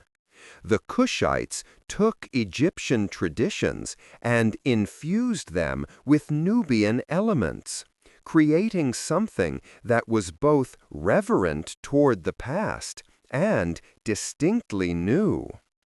In sculpture, the 25th dynasty produced works of extraordinary quality. Statues from this period show a return to the idealized forms of the Old and Middle Kingdoms, but with subtle differences. The faces are fuller, The lips slightly more pronounced. The eyes set a bit differently. These aren't Egyptian faces, they're Nubian faces. But the style, the pose, the iconography, all of that is purely Egyptian. A statue of Taharka might show him with distinctly African features, but he wears the double crown, holds the crook and flail, stands in the traditional pharaonic pose with one leg forward. The message is clear. We are different, but we are legitimate. Bronze work from this period is particularly impressive. Small bronze statues of gods and pharaohs were created with incredible detail, using lost wax casting techniques that allowed for remarkably fine work.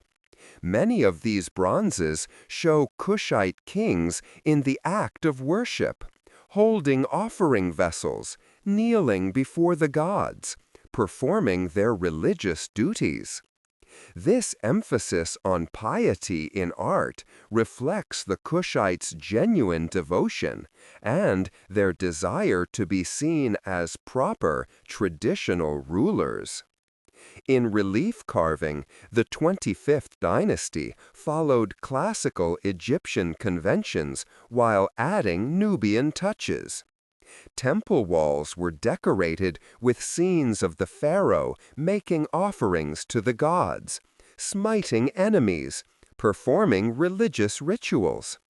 But look closely and you'll see differences.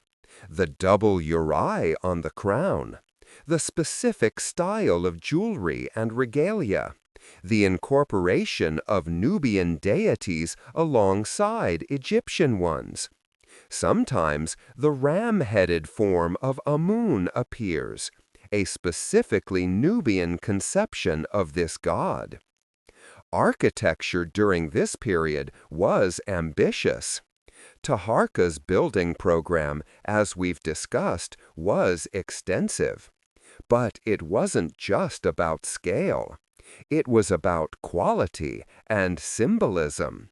The columns he erected at Karnak were tall and graceful, with papyrus capitals that represented the plants of the Nile, connecting the temple symbolically to the river that gave Egypt life. The temples at Jebel Barkal were positioned to align with solar and stellar events, incorporating sophisticated astronomical knowledge into their design. The Kushites also revived the construction of processional ways, long avenues lined with sphinxes or ram-headed statues leading from one temple to another. These weren't just decorative. They were used in religious festivals, when the statue of a god would be carried from its temple to visit another temple, creating a sense of movement and connection between different sacred spaces. The Kushites understood that religion was not just about belief, but about performance, about spectacle, about creating moments of awe and wonder. Pottery from this period shows interesting blends of Egyptian and Nubian styles. Red and black pottery, a traditional Nubian form, continued to be made even in Egypt during the 25th dynasty. But Egyptian pottery forms and decoration were also popular in Nubia. This mixing went both directions, creating a shared material culture that spanned the entire length of the Nile, from the delta to the Fourth Cataract. Jewelry from the Kushite period is exquisite.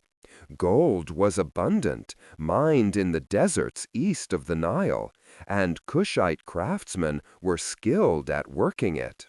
Rings, bracelets, anklets, earrings, pectorals, all were created with intricate designs. Many pieces incorporated amulets, small charms with magical and religious significance. The ram's head amulet, representing Amun in his Nubian form, was particularly popular, worn by everyone from pharaohs to commoners. Written culture flourished under the Kushites. Scribes copied ancient Egyptian texts, preserving them for future generations. The Shabaka stone is the most famous example, but it wasn't the only one. Religious texts, medical texts, literary works, administrative documents, all were produced in hieroglyphic and hieratic script, maintaining the tradition of Egyptian writing, even as the spoken languages of both Egypt and Nubia evolved. The Kushites also patronized literature and learning. The temples weren't just places of worship, but centers of education. Young scribes learned to read and write there. Priests studied astronomy, mathematics, medicine, and theology. The temple libraries housed scrolls and papyri containing accumulated wisdom from centuries past. This intellectual culture helped maintain Egypt's reputation as a center of learning and kept alive traditions that might otherwise have been lost. Music and performance were important elements of religious and court life. We don't have recordings, obviously, but we have representations on temple walls and in tombs. Harps, lutes, drums, sistra, rattles, and flutes appear in various scenes. Music accompanied religious rituals, court ceremonies, festivals, and funerals. Some scholars believe that Nubian musical traditions influenced Egyptian music during this period, adding new rhythms and melodies to the older repertoire. The overall effect of all this cultural production was a sense of continuity with Egypt's past, combined with innovation for the present. The Kushites weren't trying to freeze Egyptian culture in amber. They were trying to carry it forward, to adapt it, to make it live and breathe. They succeeded, perhaps more than they could have known. The artistic and cultural achievements of the 25th dynasty influenced Egyptian art for generations afterward. Even when the Kushites were gone, even when their names were chiseled off monuments, their aesthetic lingered. Warriors, archers, and the Kushite military. The ancient Egyptians had a name for Nubia, Ta-Seti, the land of the bow. This wasn't just poetic. It was a recognition of military reality. Nubian archers were renowned throughout the ancient world for their skill, their range, their accuracy. Egyptian armies had employed Nubian mercenaries for centuries. Now, with the Kushites ruling Egypt itself, these feared warriors were not mercenaries, but the backbone of the pharaoh's military might. Training for archery began young in Nubian society. Boys learned to shoot almost as soon as they could walk. The Nubian composite bow, made of wood, horn, and sinew, was a powerful weapon, capable of penetrating armor at ranges that would have been impossible with simpler bows. A skilled Nubian archer could hit a target at 200 yards. In battle, massed volleys of Nubian arrows could devastate enemy formations before they ever closed to melee range. But the Kushite military was more than just archers. They had infantry armed with spears and axes. They had chariots, though these were becoming obsolete by the 8th century before the Common Era. They had cavalry, mounted warriors who could move quickly across the desert terrain. And they had siege equipment, battering rams and scaling ladders for attacking fortified cities. The Kushite army was well organized and disciplined. Soldiers were grouped into units by type, archers together, spearmen together, with officers commanding and coordinating their movements. The pharaoh himself led major campaigns, but day-to-day command fell to experienced generals who understood tactics and logistics. Supply lines were maintained. Scouts ranged ahead to gather intelligence. Plans were made and adjusted based on circumstances. Training was rigorous. Soldiers drilled constantly, practicing formations, learning to respond to orders quickly and efficiently. They learned to march long distances across difficult terrain. They learned to fight in the desert heat and to maintain discipline under fire. They learned respect for their commanders and for the gods, because every military action began with religious ceremonies and prayers for victory.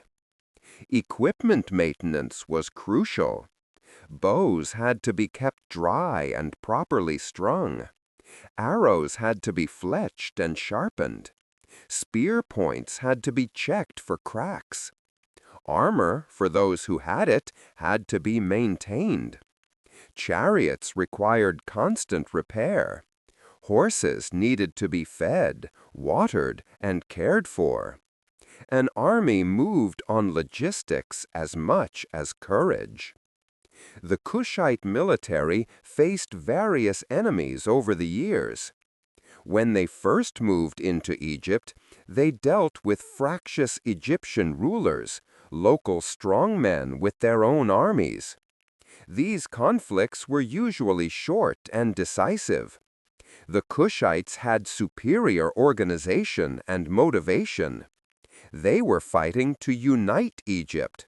Their opponents were fighting to maintain their own little kingdoms. But when the Assyrians appeared, the Kushites faced a different kind of challenge. The Assyrian Empire was a military superpower, perhaps the first true military superpower the world had seen. Their armies were large, well-equipped, and brutally effective. They had iron weapons when most of their enemies still relied primarily on bronze. They had sophisticated siege equipment. They had cavalry, mounted warriors who could outmaneuver chariots. And they had a policy of ruthless suppression of resistance, deporting entire populations, destroying cities, using terror as a tool of control. The conflicts between the Kushite pharaohs and the Assyrians were epic in scale. Thousands of soldiers clashed in open battle. Cities were besieged for months. Armies marched hundreds of miles across deserts and mountains. The outcome swung back and forth. Taharka defeated the Assyrians in 674 before the Common Era, a stunning victory that proved the Kushite military could hold its own against the era's superpower. But 3 years later, the Assyrians came back and defeated Taharka, capturing Memphis and driving him south. These wars revealed both strengths and weaknesses of the Kushite military. They were excellent in defensive warfare, using Egypt's fortresses and cities to advantage, making the Assyrians fight for every mile. They were skilled at guerrilla tactics, harassing supply lines, striking from the desert, then disappearing. But in large-scale open battles, the Assyrians' superior numbers and equipment often told. And strategically, the Kushites faced an impossible situation. They were defending a 1,000-mile-long kingdom stretched along the Nile. The Assyrians could concentrate their forces at any point they chose. Defeating them once wasn't enough. They had to be defeated over and over, and eventually that proved impossible. After the Kushites lost Egypt, their military continued to be a significant force in Nubia. Later Kushite kings fought wars against Roman Egypt, against the kingdom of Aksum, against various desert tribes. The tradition of the Nubian archer continued for centuries. Even in the medieval period, Nubian soldiers served in Muslim armies, still prized for their skills with the bow. But the glory days of the Kushite military, when Nubian generals commanded Egyptian armies, when Kushite pharaohs led campaigns across the Sinai, when it seemed possible that this southern kingdom might create an empire to rival Assyria itself, those days ended with Tantamani's retreat. Military power requires more than courage and skill. It requires resources, strategic position, and perhaps most of all, it requires opponents who can be defeated. The Assyrians, at the height of their power, were simply too strong. The Kushites fought bravely. They fought skillfully. They fought with religious conviction that their cause was just. And they lost. The long decline and the kingdom that endured. When Tantamani retreated to Nubia after the final Assyrian victory, he left behind more than just Egypt. He left behind a dream, the dream of a united Nile Valley under Kushite rule, the dream of restoring Egyptian greatness, the dream that the southern kingdom could be the guardian of the north. But if the dream died, the kingdom did not. The kingdom of Kush continued for another 1,000 years after losing Egypt. That's worth repeating. 1,000 years. From roughly 650 before the Common Era to around 350 of the Common Era, Kush remained an independent, prosperous, and culturally significant kingdom in northeast Africa. It outlasted the Assyrian Empire that had defeated it. It outlasted the Persian Empire that conquered Egypt after the Assyrians left. It outlasted Alexander the Great's empire.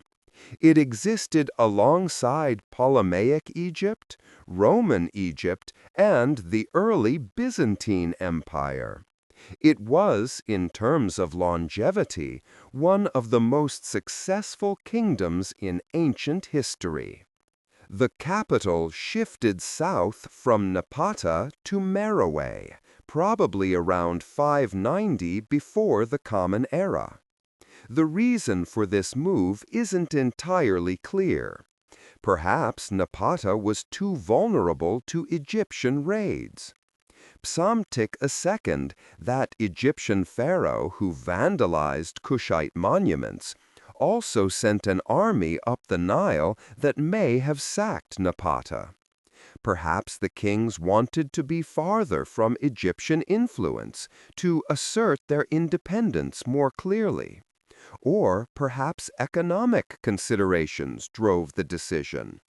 Meroe was located in a region rich in iron ore. As iron became more important and bronze became obsolete, controlling iron production became strategically vital. Whatever the reason, Meroe became the new center of Kushite civilization. The city grew large and sophisticated. New pyramids were built for the royal burials. New temples rose, dedicated to both Egyptian gods and, increasingly, to distinctly Nubian deities. The culture began to evolve away from its heavy Egyptian influence towards something more uniquely Kushite. One of the most significant developments was the creation of the Meroitic script. For centuries, the Kushites had used Egyptian hieroglyphs and hieratic script to write. But around 200 before the Common Era, they developed their own alphabetic writing system. Meroitic script looks superficially like Egyptian hieroglyphs, but it's actually an alphabet with 23 letters, capable of representing the sounds of the Meroitic language, which was not related to Egyptian. Unfortunately, although we can read Meroitic script, we cannot fully understand the Meroitic language. We can recognize names, we can identify some words, but we cannot translate entire texts. It's one of history's frustrating mysteries. Hundreds of inscriptions in Meroitic exist, recording royal deeds, religious dedications, and who knows what else. And we can only guess at most of their content. Scholars continue working on the problem, and someday we may crack the language fully. But for now, much of Mero's history remains tantalizingly out of reach. What we do know is that Mero was wealthy. Iron production was substantial. Gold mining continued.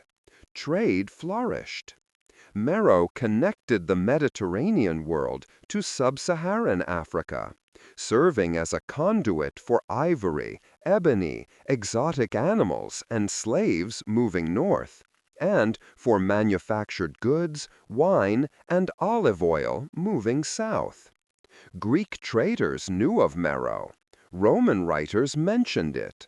The kingdom even appeared in the Bible, referred to as Ethiopia or Kush.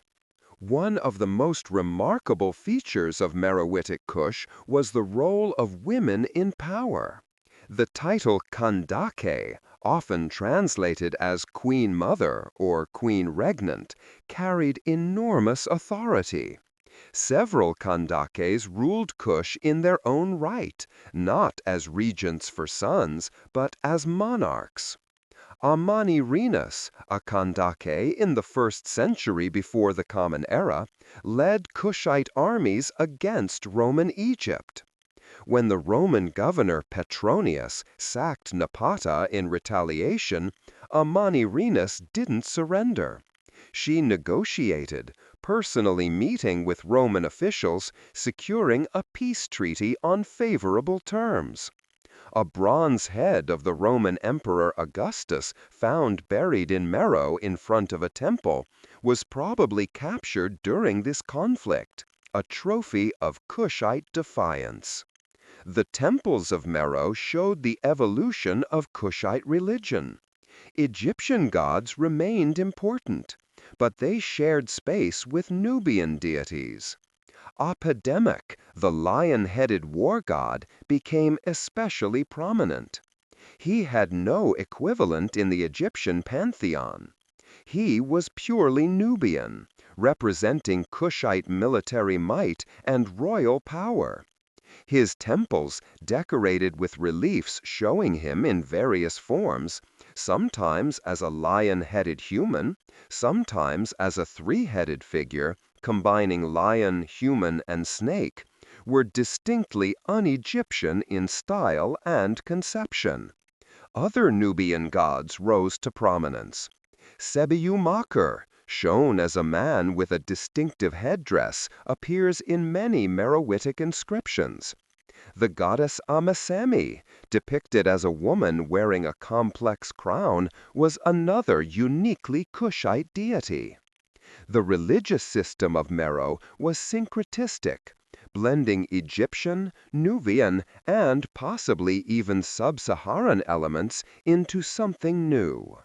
Architecture in Meroe showed similar blending. Pyramids continued to be built, but they evolved in style.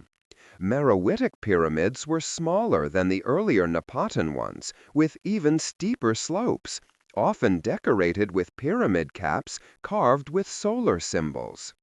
Temples combined Egyptian-style pylon gateways with structures that had no Egyptian precedent. Palaces incorporated both Egyptian and possibly Indian or Persian architectural elements, suggesting trade connections that extended far beyond the Nile Valley. Art from Meroe is distinctive and beautiful. Pottery was decorated with geometric patterns and sometimes with scenes of animals or humans. Jewelry continued to be made from gold and precious stones. Small bronze statues show religious scenes or depict rulers in regalia that was increasingly Nubian rather than Egyptian. The artistic tradition maintained high quality even as the style diverged from its Egyptian roots. But all kingdoms eventually fall. For Meroe, the end came gradually. Environmental degradation played a role. Intensive iron smelting required enormous amounts of charcoal, which meant cutting down trees. Deforestation led to soil erosion, which reduced agricultural productivity. Climate change may have contributed, making the region drier, turning marginal farmland into desert. Trade routes shifted. As the Roman Empire consolidated control over the eastern Mediterranean, they developed new routes to India and East Africa that bypassed Meroe. The kingdom's position as a middleman became less important. Revenue declined. The state weakened. And finally, a new power arose in the region. The kingdom of Aksum, based in what is now Ethiopia and Eritrea, grew strong.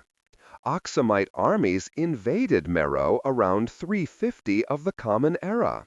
The city fell, the kingdom collapsed. Meroe was abandoned, left to the sands, forgotten. But the people didn't disappear, the culture didn't vanish entirely. Medieval Nubian kingdoms would arise. Rediscovery and modern remembering. For a very long time, the Kushite pharaohs were forgotten. Not just ignored, but genuinely forgotten, lost to history as thoroughly as any civilization could be. European travelers who ventured into Sudan in the 18th and 19th centuries saw pyramids rising from the desert and assumed they were merely crude copies of Egyptian originals, built by some minor local kingdom that had briefly imitated its northern neighbor. The idea that these pyramids predated most of what tourists saw in Egypt, that they marked the graves of pharaohs who had ruled Egypt itself, seemed impossible.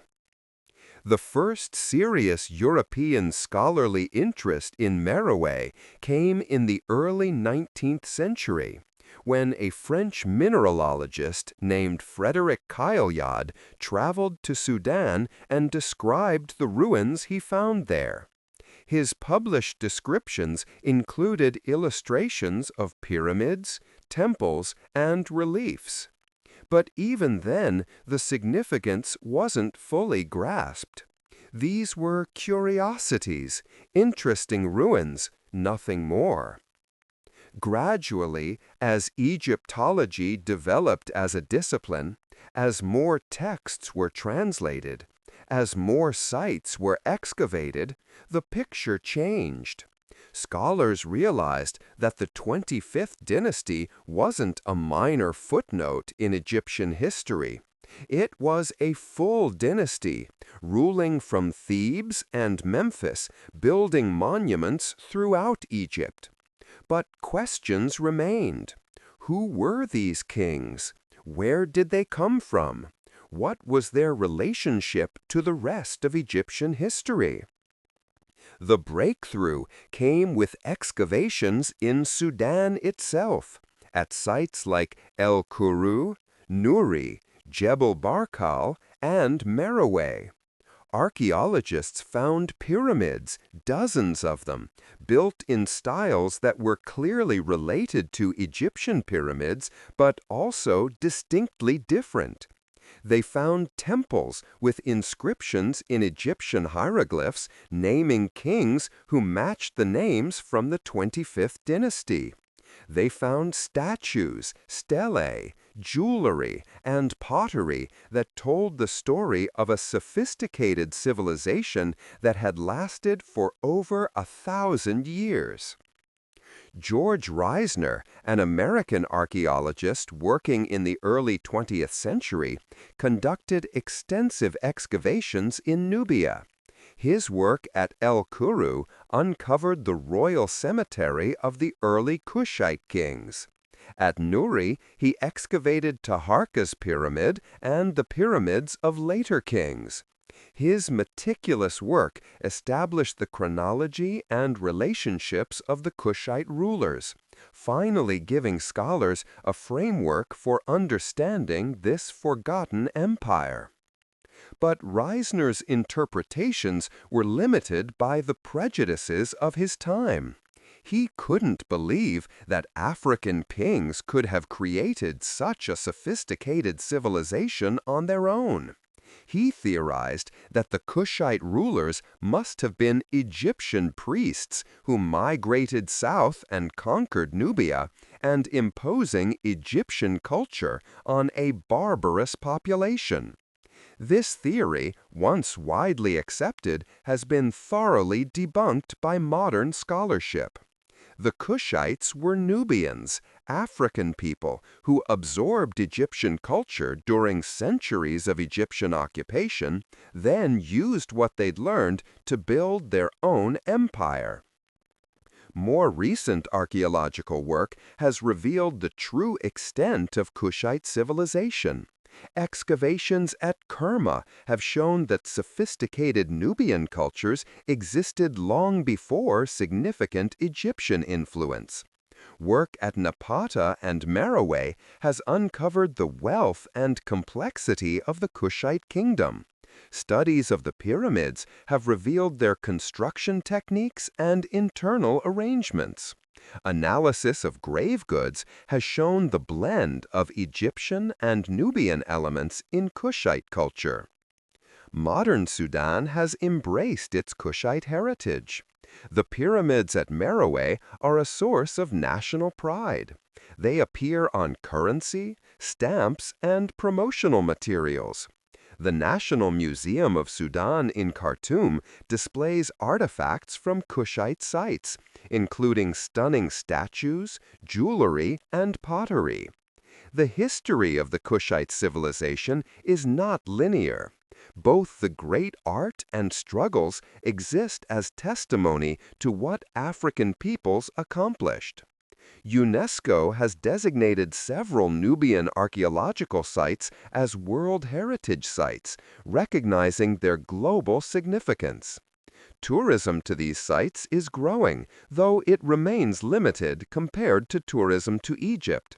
Visitors who make the journey report being awestruck by the pyramids rising from empty desert, by the sense of discovery, by the feeling of experiencing something that few people have seen. But beyond archaeology and tourism, the rediscovery of Kush has had profound implications for how we understand African history.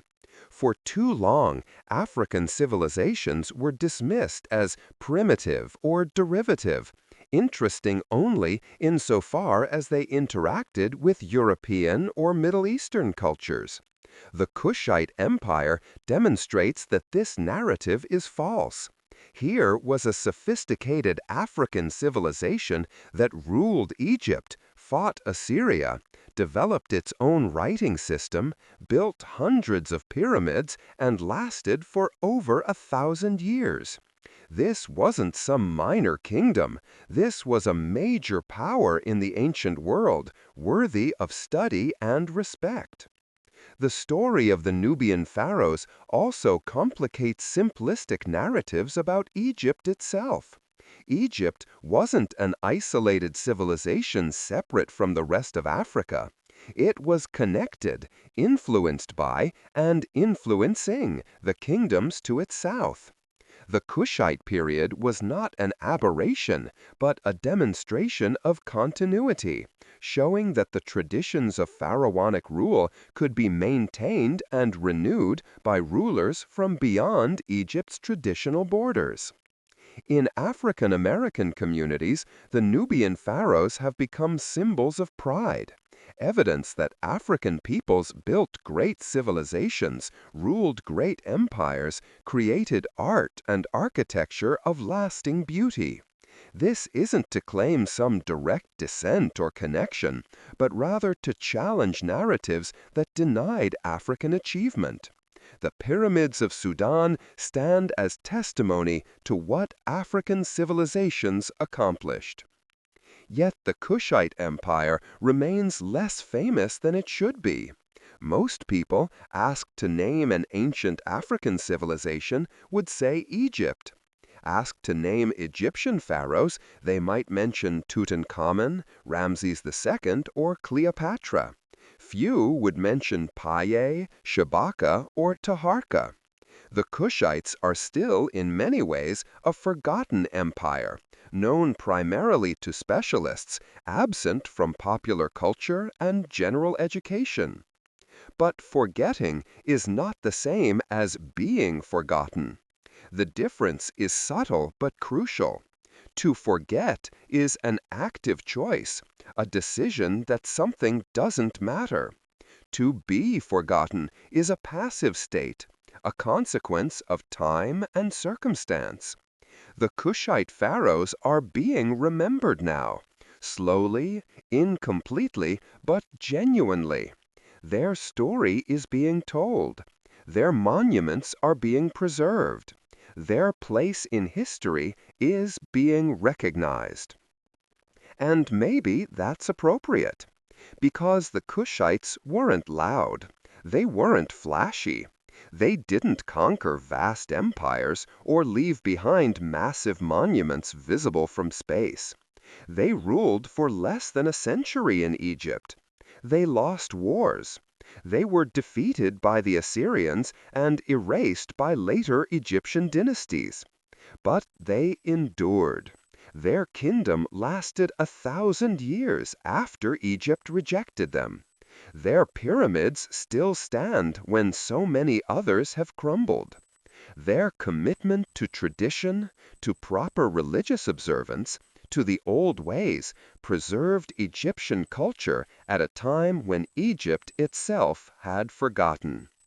That's a legacy worth remembering, not because it was perfect or unproblematic, but because it was real, complex, and significant. The Kushite pharaohs were not villains or heroes. They were rulers of their time. The quiet end. Let the fire burn low now. Let the images fade. We've traveled far tonight, from the cataracts of Nubia to the temples of Thebes, from the conquest of Egypt to the final retreat, from the building of pyramids to the long, slow decline, from forgetting to remembering. The Kushite pharaohs ruled Egypt for 91 years. In the 4,000-year span of ancient Egyptian civilization, that's barely a moment, a single lifetime, a few generations. And yet, in that brief time, they left their mark. They revived old traditions. They built monuments that still stand. They preserved texts that might otherwise have been lost. They showed that pharaonic tradition could be maintained and renewed. That legitimacy came not from ethnicity or geography, but from proper observance of religion and tradition. After they lost Egypt, after their names were chiseled from monuments, after history tried to forget them, they kept going. Their kingdom survived another 1,000 years. Their culture evolved and adapted. Their descendants continued to build pyramids, worship their gods, maintain their traditions.